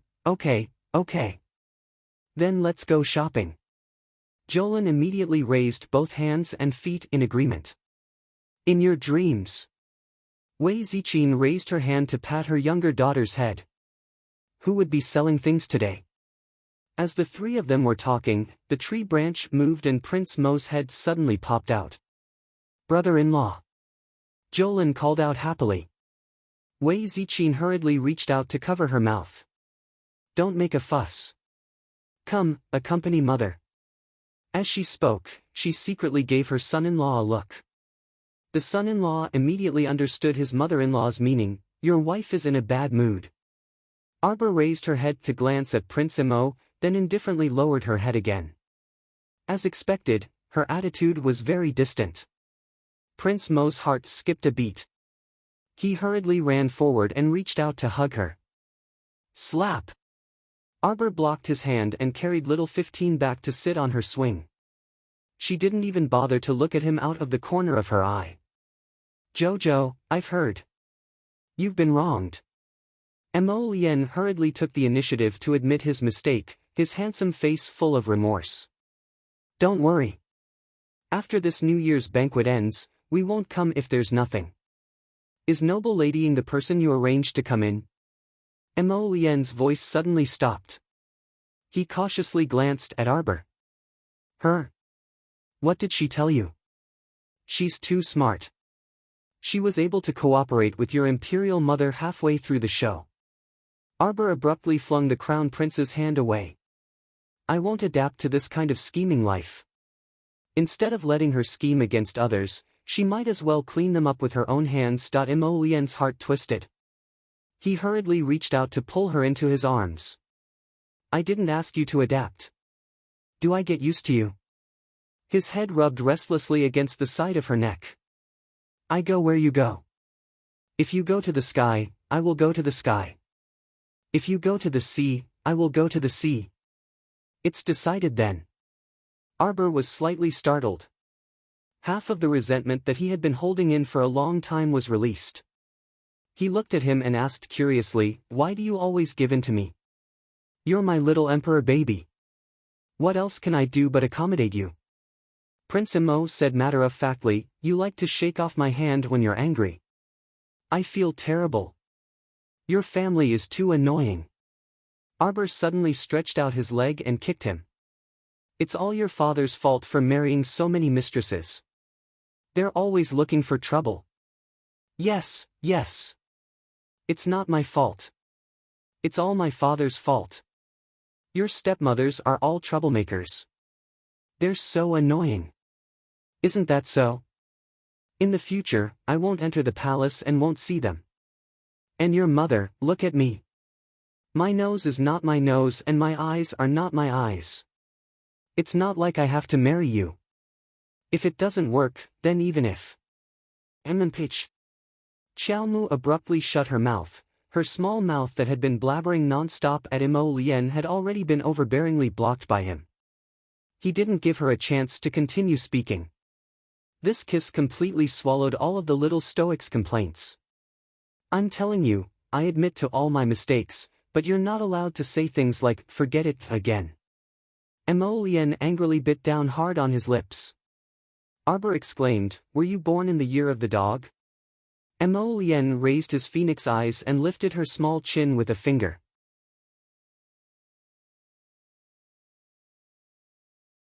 Chapter 850. Jojo, I can do anything you want. But this is the only thing I'm not allowed to do. You're mine, mine. I won't allow you to leave me. His ink-black phoenix eyes were filled with deep meaning, as if there was an endless whirlpool spinning inside. Two pitch-black lotus flames leaped in the depths of his eyes. Arbor stared blankly. She stared into his eyes, lost in thought. She touched them with her little hand and muttered to herself, Mo Lien, your eyes. Mo Lien couldn't bear to hear the little fellow say things like, forget it, and let's break up, with a stoic face. He didn't want her heart, which was firmly encased in a layer of ice, to shrink bit by bit again. My eyes are filled with you. He sighed softly. He reached out to grab her little paw and bit it lightly. This is your punishment for saying something you shouldn't have said. You're not allowed to say it again in the future. Arbor pulled her hand back and glared at him in annoyance. When she lowered her head, she saw little 15th staring at them curiously with wide eyes. Arbor felt even more awkward. You're so annoying. She pushed him away with a burning face. Your little sister is here. Sis, sis. Mo Lien's face immediately darkened. He glanced at the child. Wrong name. Call her sister-in-law. What did the child know about sister-in-law? He only felt that Prince Mo's face was dark and scary. He quickly shrank back into his sister's warm embrace and rubbed his face against her. His expression relaxed. Your dad has so many children, but he doesn't know how to take good care of them. Arbor was furious. What a scumbag of a father. Yes, yes. Dad is useless. Jojo is the best. Arbor rolled her eyes at him. Where did your mother send this child? Emolian paused for a moment, then said, she sent him to Yi Zhaoyi's place to take care of him. Duke Qing's current second wife, Madame He, is Yi Zhaoyi's paternal aunt. Doesn't she have a son of her own? Yes, 16 is a few months younger than 15. Oh, Arbor replied. Then, he said, starting tomorrow, bring her to my house every day. I will give her another 8 injections to completely cure her asthma and nurse her body back to health. Okay. Crown Prince Imo readily agreed upon hearing this, so happy that he could soar in his heart. Wasn't this exactly what he wanted? He could see his baby Qiao every day. The two of them talked for a while, and Arbor's mood calmed down a lot. He told him to go back to the king's palace first. The lunch banquet wasn't that big of a deal. The main event was still in the evening. That was a big play between the traditional eunuch aristocratic families and the new 8 aristocratic families. Arbor was in the movie and couldn't get away. At noon, the New Year's banquet in the brilliant Sun Hall finally went smoothly. The group of people obediently finished the banquet. On the surface, they were laughing and chatting happily. It seemed as if they had already forgotten all the embarrassing things that had happened early in the morning. Consort Zheng wasn't absent. No matter how angry she was, she still sat at the banquet and ate for a while without tasting her food. It was obvious that Consort Zheng's smile was a bit forced. She forced herself to sit there. In reality, it wasn't very interesting. The people around her were afraid of offending her and didn't dare to speak to her. For the first time, Consort Zheng experienced the feeling of being left out of the circle. A fire burned in her heart. As soon as the lunch banquet ended, she used Sephora Flower Palace as an excuse to hastily leave. Queen Zhao didn't stop her. She coldly glanced at her from the corner of her eye, and her lips hooked in a sneer.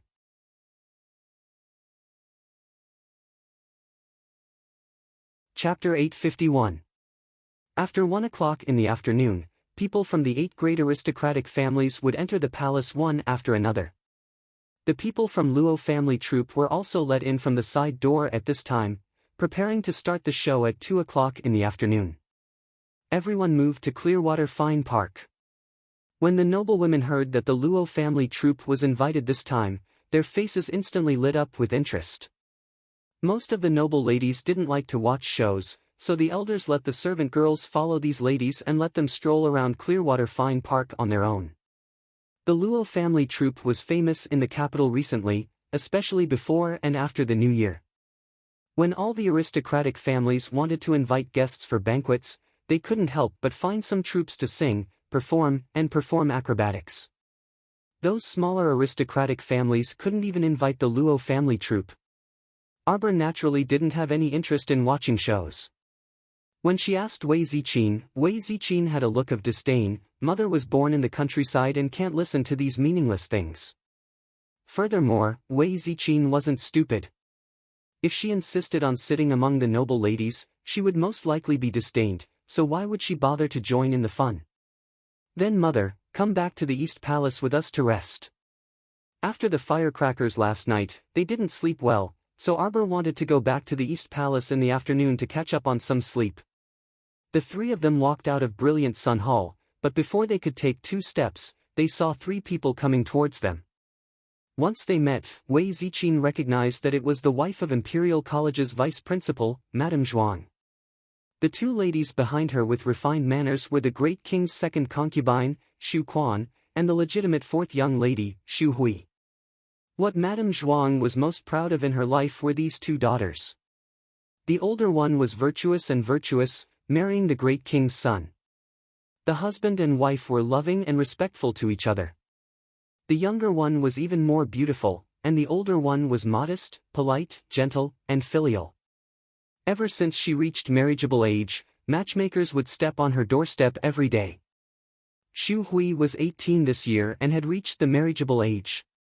Recently, there were even signs that the queen had taken a fancy to her. If the Xu family's 4th young lady was conferred as the crown prince's concubine, it would be a great thing for the Xu family. Although she was only a concubine in name, she was still the crown prince. She was truly the apple of the eye of the great king, the queen, and the empress dowager. Moreover, the crown prince didn't even have a close confidant by his side. Their family's fourth young lady was such an intelligent person. If she entered the Eastern Palace, she would be able to enjoy the moonlight first. Would she be afraid that she wouldn't be able to gain favor? The mother and daughters of the Shu family were preparing to go to the theater in Qingshui Jiayuan, but they didn't expect to bump into the mother and daughter of the Qiao family who were just coming out. Madame Shu's expression instantly became somewhat unsightly.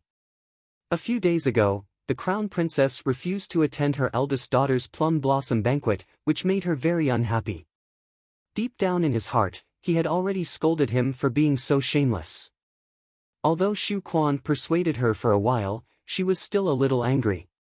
In addition, during the banquet in the morning, she had personally examined eldest young lady Qiao's conduct and felt that this young lady was indeed from the countryside and didn't see the big picture. In the future, this kind of little girl was going to suppress her well-educated and well-mannered youngest daughter. No matter how she thought about it, she just couldn't accept it. If it wasn't for the great king suddenly issuing an imperial edict to confer eldest young lady Qiao the title of crown princess, who knew who this crown princess position would be? Xu Quan saw that her mother had her head held high like a fighting cock and wanted to walk straight past the mother and daughters of the Qiao family. She hurriedly tugged on her mother's sleeve and gently bowed towards Arbor. Crown Princess. Madame Qiao, second young lady Qiao.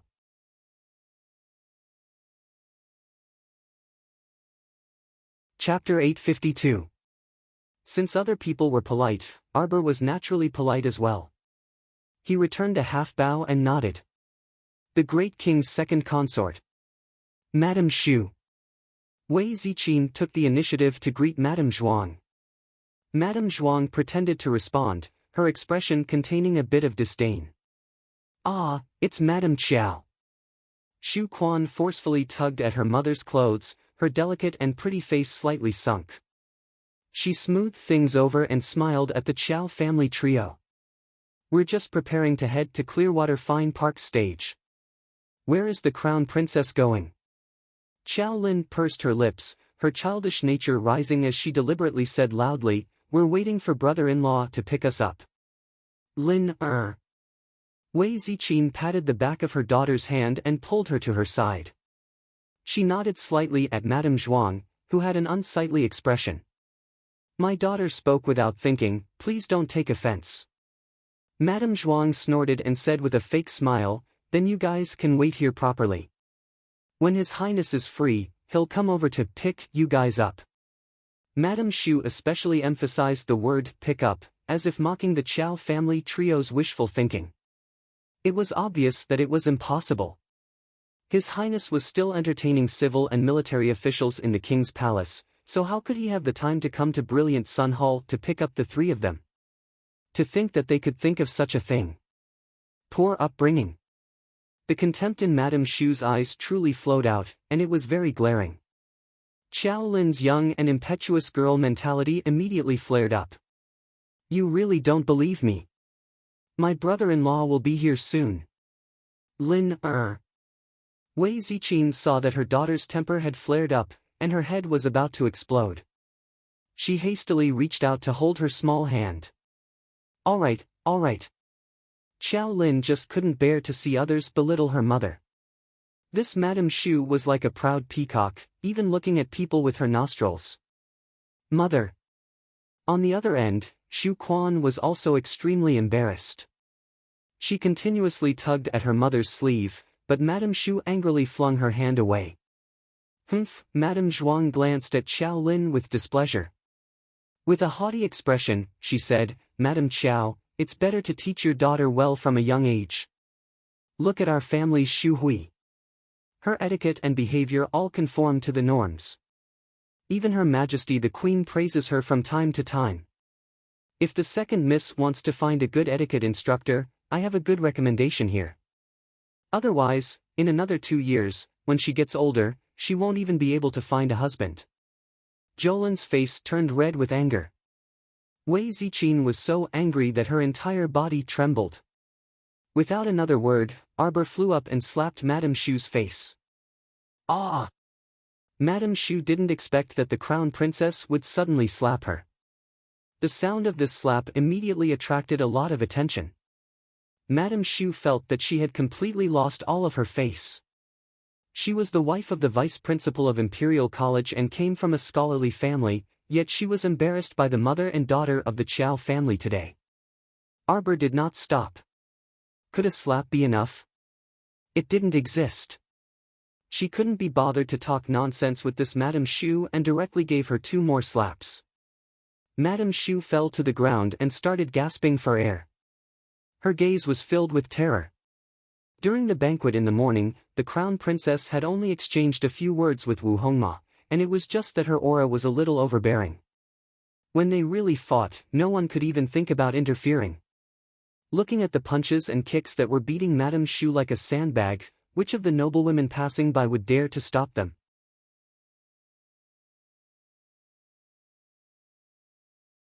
Chapter 853. You! Madame Shu barely managed to stabilize herself, and her face kept trembling. All the hair on Shu Quan's body stood on end, and she was so nervous that her fingers curled up slightly. She grabbed her mother, whose cheeks were swollen, and hurriedly apologized to Arbor. Crown Princess, sorry, my mother drank a bit too much at the New Year's banquet, and her mind is still a bit muddled. You're the one who drank too much. Madame Shu didn't appreciate the apology at all as she swatted her daughter's hand away.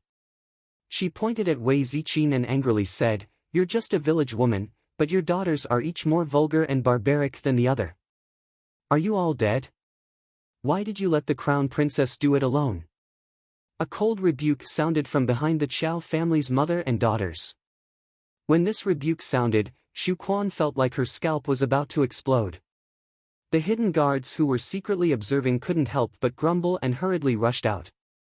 Without another word, they picked up Madame Shu, whose hair was disheveled and her hairpins were disheveled, and gave her a good beating. Madame Shu wailed incessantly, and the spectating madams and noble ladies were all dumbstruck. What's the use of having you follow the crown princess? You actually want the crown princess to do it herself. Mo Lien walked up with a cold expression. She turned to shoot a glance and hurriedly asked, "Mother, what's wrong? Who angered my mother to this extent?" The moment the crown prince finished speaking, the surroundings were dead silent. The madams and noble ladies who were originally watching the commotion all secretly groaned in their hearts, hating themselves for watching the commotion. "Your Highness." Fourth young lady Shu Hui seemed to be panicking as she suddenly knelt down and pleaded for her mother with tears streaming down her face. Mother only quarreled with the crown princess's mother for a bit. It's nothing major. It was the crown princess who suddenly made a move. The crown prince's abrupt glance at her was really cold. Shu Hui's heart suddenly trembled. Her neck shrunk, and her pupils involuntarily dilated. Fourth younger sister. The great king's first consort shouted to stop her in disappointment. She hurriedly went forward to bow to the crown prince and said, "Your Highness, it was my mother who drank a bit too much at noon." Her mind was a bit muddled and she offended the crown princess. "Please forgive her. My Lin is only 12 years old, but she's already been scolded for not being able to find a husband." Are these the words of a drunkard? Wei Ziqin was so angry that her whole body trembled. She had never seen such a fierce woman who would joke about her daughter's marriage. Shrew! The crown prince flew into a rage, and the surroundings suddenly became deathly silent. Why did great heroine Shu marry a shrew like you? Madame Shu was so scared that she was paralyzed on the ground. She had been beaten black and blue by Arbor and the others until her face was swollen and her eyes couldn't even be found. At this time, there was no other expression on her face. Shu Hui was also so scared that her whole body was trembling. She knelt there, not daring to move. Only Shu Quan braced herself and stepped forward. "Your Highness, Your Highness. Please be careful with your words." If the crown prince labeled her as a shrew, then her mother's life could be considered to have come to an end. At this time, Shu Quan truly regretted to the extreme. Why couldn't she restrain her mother, who didn't watch her mouth? Did her mother still think that she was dealing with those concubines in her own home? Someone come, chase Madame Xu and her party out. In the future, they're not allowed to enter the palace without special instructions. The crown prince shouted coldly, not leaving Madame Zhuang any face. In so many years of New Year's banquets, Madame Xu was the first person to be chased out by the crown prince's order. In the future, how was Madame Xu supposed to go out and meet people? Madame Zhuang was paralyzed on the ground. How could she be willing to leave?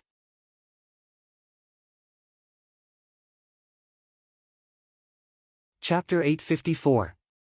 Madame Xu cried until her snot and tears were plastered on her face.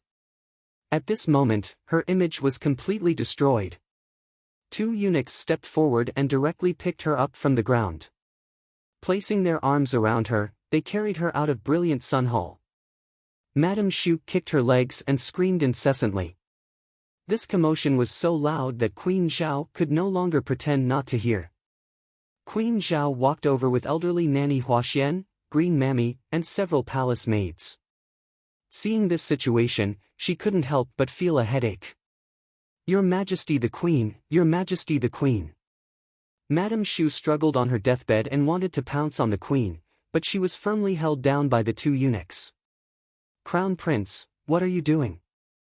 Actually, Queen Zhao had long known that the Crown Princess and Xu family's mother and daughter were at odds, but she wanted to see how powerful the Xu family's mother and daughter were. Now, it looked like they had suffered a crushing defeat and were completely not a match for the Qiao family's mother and daughter. To be precise, they were no match for the Crown Princess. "Take her away." The Crown Prince waved his hand impatiently, and Queen Zhao didn't stop him. Just like this, everyone looked on helplessly as the beggar-like Madame Xu was dragged away while screaming. Xu Hui's small face couldn't help but turn ghastly pale. She couldn't leave or stay in place, so she pitifully raised her head to look at Queen Zhao. "Throw her away as well." The Crown Prince pointed at the pale-faced Xu Hui. Queen Zhao's expression changed. "My royal son." Prince Emo turned to look at Empress Zhao with an angry expression. He directly said, "Royal Mother, if this son's daughter-in-law is wronged in your Brilliant Sun Hall every time, then this son won't dare to bring her here in the future." Queen Zhao's expression was angry, and she couldn't help but feel anxious. Nonsense. How did Royal Mother let her be wronged? Wasn't it just a few words with the Xu family's mother and daughter? It's all a misunderstanding. This Crown Princess was too delicate. Empress Zhao was displeased. Madame Xu pointed at my mother's nose and scolded my younger sister for not being able to marry. "Does the Queen want to hear it with your own ears?" Arbor asked coldly. Queen Zhao's heart skipped a beat as she inwardly scolded Madame Xu for not knowing how to conduct herself. She forced a smile and said, "Crown Princess, you've been wronged. Mohu will definitely make it up to you." Arbor said coldly, "There's no need for compensation.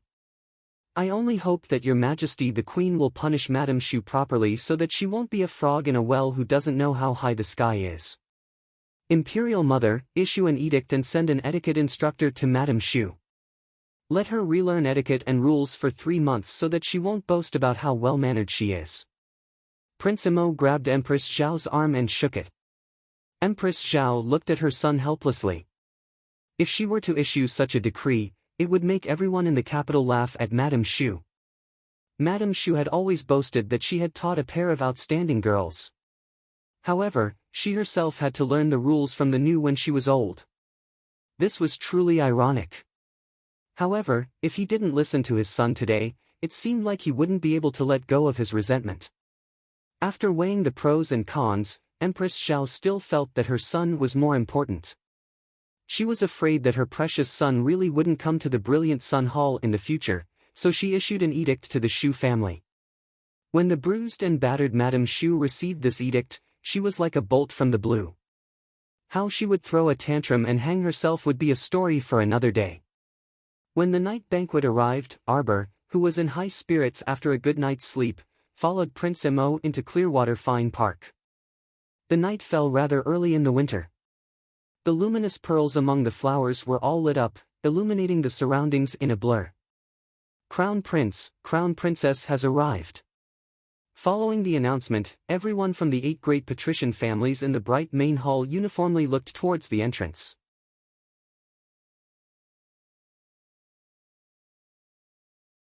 Chapter 855. So many pairs of eyes simultaneously cast their gazes on the Crown Prince and Crown Princess. Friendly, admiring, hostile, and probing gazes intersected. 2 hidden forces even stealthily charged at the two of them in an instant. If one's willpower was weak, they would definitely stagger from the hidden force. That would be a breach of etiquette in front of the court and also a disadvantage in front of the 8 great patrician families. Unfortunately, the one they wanted to plot against was the Crown Prince, a figure with a cultivation as deep as the sea. Thus, 2 figures rapidly bounced away from their seats with 2 soft, chee-chee sounds of rebounding force. The cushions under their butts instantly exploded with 2 bang-bang sounds, and cotton fluff flew all over the floor. Ordinary people looked over in confusion, but cultivators were inwardly alarmed. It was 2 members of the Hong family who acted to test them. Mo Lian already knew their identities with a glance. Previously, because of Hong Yaowei's incident, he had already ordered people to gather information on all the members of the Hong estate. These 2 people were the 2 sons of the Hong family's eldest branch, Hong Riwei and Hong Daowei. Suddenly, a burst of laughter was heard. Duanyu tilted his head and looked at the 2 disheveled members of the Hong family across 5 or 6 tables. He clicked his tongue and said, "Oh my, you want to plot against people with such lousy cultivation? Go hide where you can." With that, Hong Riwei and Hong Daowei's faces instantly turned the color of pig liver. Mo Lian coldly glanced at the 2 members of the Hong family. Holding Arbor's hand, she walked forward. Along the way, they had to pass by the seats of the court officials and the 8 great patrician families. On the left were the court officials and their families. On the right were the 8 great patrician families. Of course, the 8 great patrician families' seating arrangements were also particular. The Talisman patrician family, the Mu clan, the Concealed Weapons and Scouting patrician family, the Duan clan, and the Elixir patrician family, the Qin estate, followed by the medical-famed Dou clan, the Smelting and Mining patrician families, the Wu clan, and the Hong clan. The Forging patrician families, the Fan clan and the Chao clan, were at the bottom. That's right, it was the Chao clan. In her previous life, the Chao clan's main family was considered one of the great patrician families. When Chao Dongbua, the head of the main family, saw Chao Zhongbang and his family, he came forward to greet them. Chao Zhongbang didn't look any better. When Chao Dongbua saw Arbor, he immediately stood up from his seat in excitement. However, before he could start exchanging pleasantries with Chao Mu, he was thoroughly interrupted by the Hong brothers' sudden probing. Arbor's cold gaze swept past Chao Dongbua without stopping for a moment. She knew almost all of the people from the Chao family, but she didn't want to talk to any of them. All of a sudden, Arbor's gaze fell on the people beside Chao Dongbua. To be more precise, it was locked onto a 23-year-old man who wore a white robe and had a gentle smile on his face. Her aura changed in an instant. It was so sudden that it was hard for Prince Mo not to notice it. Her footsteps stopped just like this, so Mo Lian naturally stopped as well. Following her gaze, he met a young man who was nodding slightly with a smile on his lips. Just like that, Chao Mu's icy gaze fixated on that man, staring fixedly at him. This abnormal deep gaze attracted the attention of everyone around them, even the king and queen who were sitting far away on the chief seats in the main hall. The white-robed young man stood up with a smile and bowed to the 2 of them.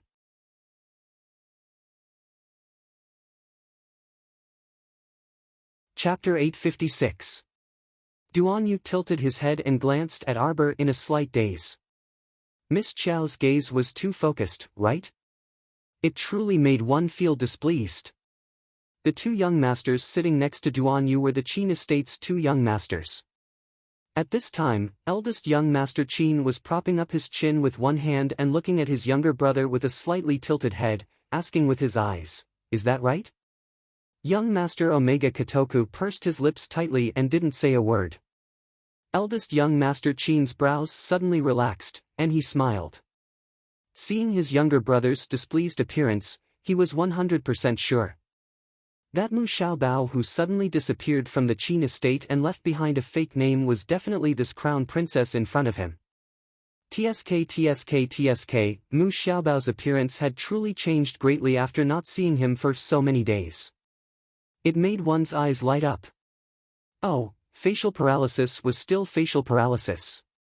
This was truly a signature mark, so it was very easy to recognize. Arbor stopped in front of the white-robed youth. After that youth finished bowing, he still didn't move. What was going on? The crown princess's gaze was too piercing. The youth's gentle smile was almost unable to be maintained. Because of Arbor's gaze, all kinds of gazes gathered on him. Even though the youth was calm, he couldn't resist several piercing gazes. Fan Qiuhe. Arbor murmured before suddenly smiling without warning. That voice was so soft and cute that it bordered on ravings. When his smile blossomed, it was like a flower blooming on a precipitous snowy peak. Fuck. The crown prince and Duan Yu's hearts were probably like this. Xiao Qiao actually looked at a strange man and smiled. The crown prince's piercing gaze was like a tangible blade that landed on the white-robed youth. On the other side, Duan Yu, the two young masters of the Qin family, second Dou, sixth Zheng, and the others' gazes all converged on Fan Qiuhe. If gazes could cut him, Fan Qiuhe felt that he would have already been cut apart by those young masters' gazes. Ha, ha. Crown Princess, you've gone overboard. Fan Qiuhe's smile froze on his lips. Although he had to admit that the little girl in front of him was too beautiful, when she smiled at him, even if he was a hothead, his heart couldn't help but ripple. But smiling at him now was the same as roasting him on a bonfire. Look at the looks in the eyes of the people around him. They must have the heart to eat him. The great king sat upright and Empress Zhao pursed her lips tightly. The family members of the important officials of the court were also whispering to each other. In this silence, Qiao Mu's figure suddenly moved. She nimbly leaped forward and kicked the short table in front of Fan Qiuhe under everyone's stupefied gazes. Mo Lian was caught off guard. The corner of her eyes twitched. She had never thought that the little guy would. Cough cough.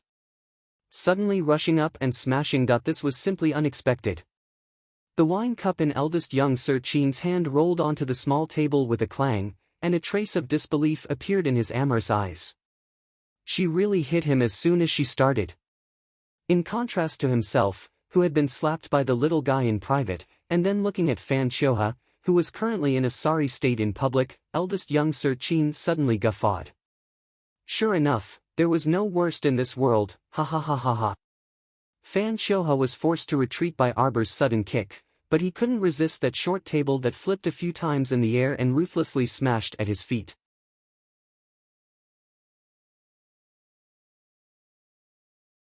Chapter 857. The soup spilled on their feet and even affected the two Fan family members beside them. They jumped to their feet, their expressions filled with shock. But this wasn't the end. The little fellow directly pulled out her ferrule and threw a streak of fire at Fan Qiuhe. With a sizzle, the streak of fire tunneled under Fan Qiuhe's feet like a wriggling snake and was about to climb up his leg. Fan Qiuhe was greatly alarmed, and he hastily activated his defensive barrier to defend against the streak of fire. Everyone only heard a sizzle and saw that a corner of Fan Qiuhe's robe had already been set ablaze by the raging fire. That fire was so powerful that it burned the hem of Fan Qiuhe's robe to ashes with just a touch. Fan Qiuhe promptly tore off his outer robe and flung it to the ground before retreating several steps. At this time, the defensive mystic weapon in his hand had already been activated and enveloped his entire body. When he looked up again, that smiling face could no longer be maintained, and his entire face turned a kind of fecal yellow. The crown princess's body was as light as a swallow as she tapped on the overturned table with one foot and chased after him like a shadow. She raised her ferrule high and angrily shouted, "Furious Dragon Slash!" Monstrous waves of mystic energy erupted from her body and condensed on the ferrule, forming a dragon-headed mystic energy vortex that smashed down at his head. Fuck, everyone was crying on the inside. Wasn't this a freaking banquet for the 8 great patrician families? Why was the opening so explosive? The great king and Empress Xiao, who were sitting at the head seats in the main hall, felt their eyelids twitch repeatedly as this move was about to land on the Fan family brat's head. The great king anxiously jumped up from the dragon throne and hastily shouted, "Crown Princess!" Boom! The attack that contained the powerful strength of a level 12 mystic cultivator heavily smashed onto Fan Xiuhe's defensive mystic weapon. Fan Xiuhe only felt the qi and blood in his chest churning, and he almost spat out a mouthful of blood. Fortunately, the defensive mystic weapon blocked more than half of the attack for him. Otherwise, the consequences would be unthinkable. What exactly did this crown prince consort who tried to kill her the moment they met want? Fan Xiuhe's gaze trembled, and the defensive barrier on his body abruptly cracked and was destroyed in an instant.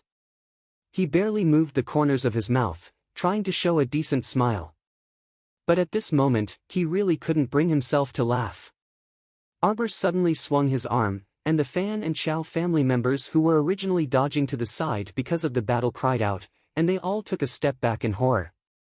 A small green-blue chick flew toward Fan Xiuhe with a swoosh. Suddenly, it spread its wings and revealed its huge true body. It cried out loudly at Fan Xiuhe. He opened his mouth and spat out a ruthless icicle towards Fan Xiuhe. Be careful. At the critical moment, an old man suddenly approached Fan Xiuhe from the side. He grabbed Fan Xiuhe's arm and pushed him behind himself. He pressed his palms together and shouted, "Tiger form fist." Boom! An explosive profound skill blocked Xing Luan's mouthful of ice, but when his arms came into contact with the layer of ice, he was instantly frostbitten, and his arms were covered in a greenish-purple color. Fourth Elder. Fan Xiuhe was shocked. Crown Princess. How could Queen Zhao still sit still? She also abruptly jumped up from her seat, and she gazed sternly at Xiao Mu with a severe gaze. Arbor's laughter was very peculiar. She only used a soft and flat voice to say, not that she was laughing. The rest will be around 10:30 p.m., so I need to go take my medicine first. Oh.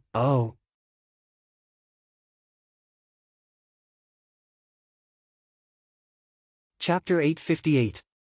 Her mystic energy seemed to be burning fiercely in her body, raging with anger. Arbor's surrounding temperature dropped sharply, and in a short time, the people around her enjoyed the feeling of falling into an ice cellar. The little girl in front of him seemed to have torn open the gates of hell with her own hands. She was standing under the yellow springs of the 9th level of hell, tilting her head and smiling at you with treacherous eyes. Mo Lian only felt that his heart seemed to be frozen numb. He seemed to be able to see layers of thick ice rapidly spreading around the little girl's body, enclosing her in it. Blue Luan spread its wings and roared at Fan Xiuhe, who was close by. Fan Xiuhe stretched out his hands defensively and crossed them in front of his forehead. He thought that a wave of ice water would naturally fall from his head, but after waiting for a long time, nothing happened. Fan Xiuhe carefully released his hands and looked in shock at Arbor, who had floated in front of him like a ghost.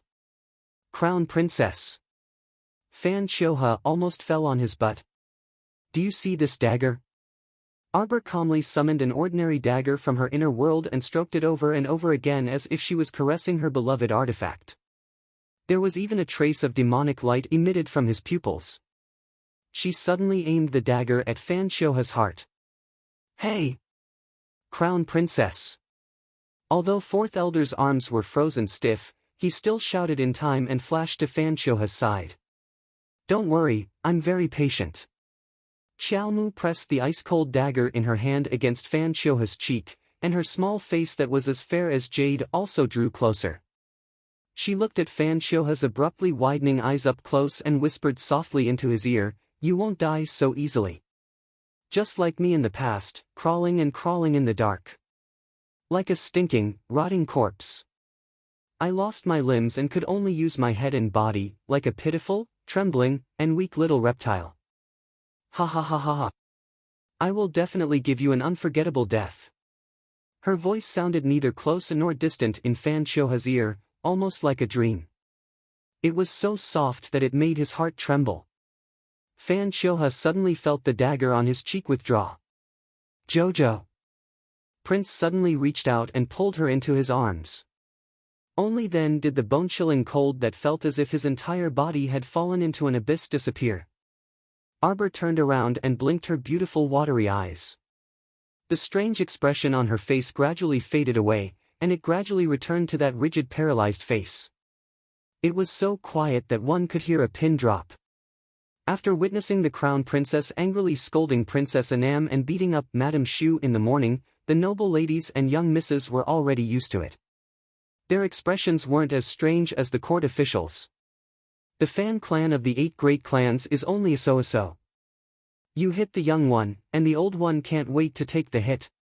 Arbor curled his lips and sneered. The faces of those from the Fan clan were naturally extremely unsightly. Various colors appeared on their faces. Ha, ha! The great king heaved a sigh of relief and couldn't help but let out 2 awkward chuckles.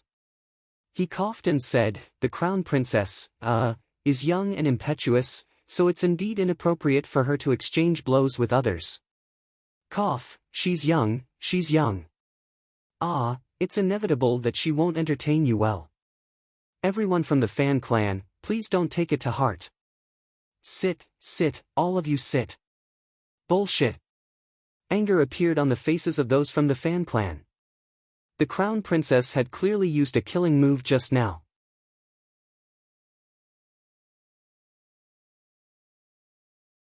Chapter 859. Killer move, got it? A killer move was a move that could kill people anytime and anywhere. The great king actually spouted nonsense about how the crown princess was young and impetuous and liked to spar with people.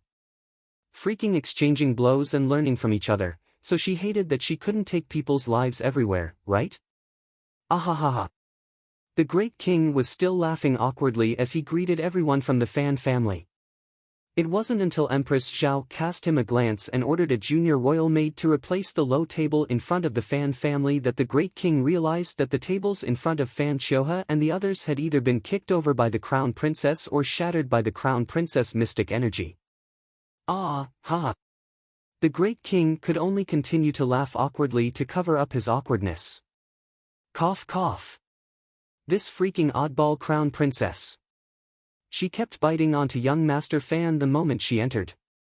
It was simply too baffling. She caused him to feel awkward all the time. "Jojo, are you hurt?" Prince Imo led Arbor back to their seats as if no one else was present and pulled over her small hand to repeatedly examine it. Arbor shook her small head and reached out to stroke the little chick lying in her arms. The 2 people were seated at the head of the officials. Mu Qianqian and her mother's table was behind the Mu family's patriarch, Mu Boming. It could be said that with her father's back across, she was practically facing the crown prince and Arbor. Her eyes were practically spitting out blazing flames of jealousy. On what basis? A rural village girl was actually able to obtain His Highness the Crown Prince's favor and inexplicably rise to become the Crown Princess. When she recalled how the Crown Prince punished this bitch at the small banquet before the new year and slapped her until her mouth was rotten, Mu Qianqian's soft young girl heart couldn't help but ache and shatter. Why did His Highness the Crown Prince treat Qianqian like this? Everyone, we are fortunate enough to be gathered here today to allow us to admire the heroes of the 8 great patrician families. Let us first drink a cup to all of you heroes. Only then did the 8 great clans and the civil and military officials stand up and say, "Thank you, Your Majesty." The great king gestured for everyone to sit down and said with a smile, "I heard that the Mu family's head's talisman drawing technique is very good. The peace talisman that you made can seek good luck and avoid calamities. It can also save a person's life at a critical moment. As soon as it appears in the Chamber of Commerce, it will be sold out. The great king is too kind." Mu Boming looked like he was in his early 30s, but his actual age was 50. The great king looked at him with envy in his eyes. Take a look at the 50-year-old man, and look at yourself. You're only 2 or 3 years older than him, but you can't compare at all in terms of looks. The Mu clan was indeed a large aristocratic family. They must have some kind of talisman or something like that in the dark. The great king let his imagination run wild. It wasn't until Empress Xiao coughed lightly that he came back to his senses. He looked down and saw that Mu Boming was handing over a brocade pouch. "Ah, quickly present it," the great king hastily urged. Gong Chang and bowed and walked down the steps. He picked up the brocade pouch that Mu Boming handed over with both hands and hurried to the great king to hand it over. Mu Boming said with a smile, "It's just a small token of appreciation. These are 2 high-level peace talismans that this Mu personally drew. After activating the talismans with a drop of blood, it can guarantee that evil spirits won't dare to advance for 7 days and nights.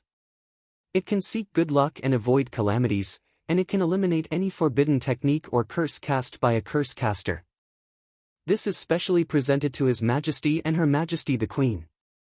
As soon as Mu Boming said this, faint joy immediately appeared on the great king and queen's faces. The royal concubines around them, including Consort Zheng, all looked at them with envy.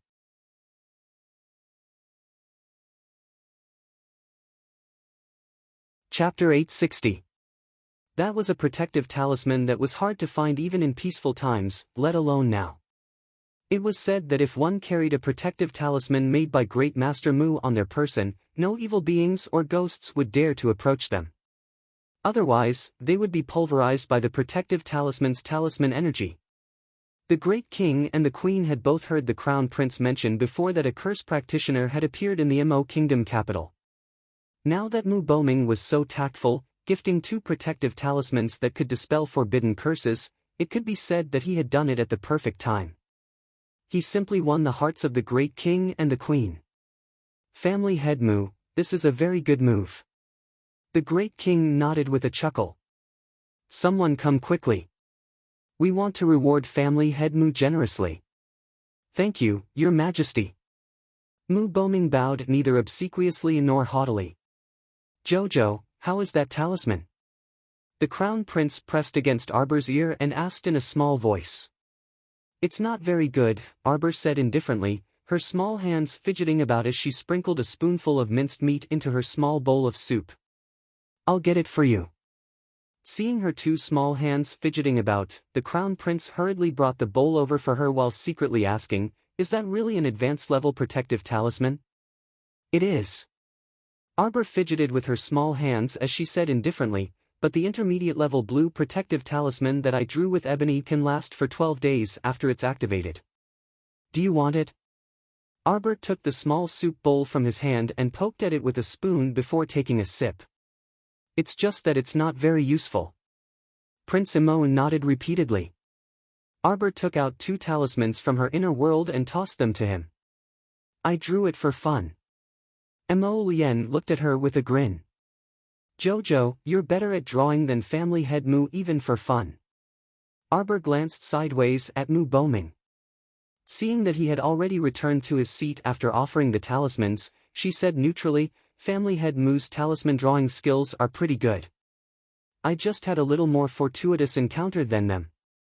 If it weren't for the Golden Talisman Jade Tome's extensive collection of talisman techniques, allowing her to guide her from time to time, she would only be a rookie talisman master if she were to study in that talisman clan.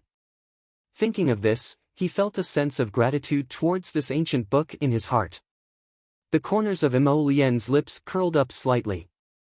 His mood finally improved a little. Looking at the little girl beside him, who had returned to her original state, his heart, which had been tightly clenched, finally relaxed a little. Xiao Qiao herself might not be aware of it, but she was truly a little frightening just now.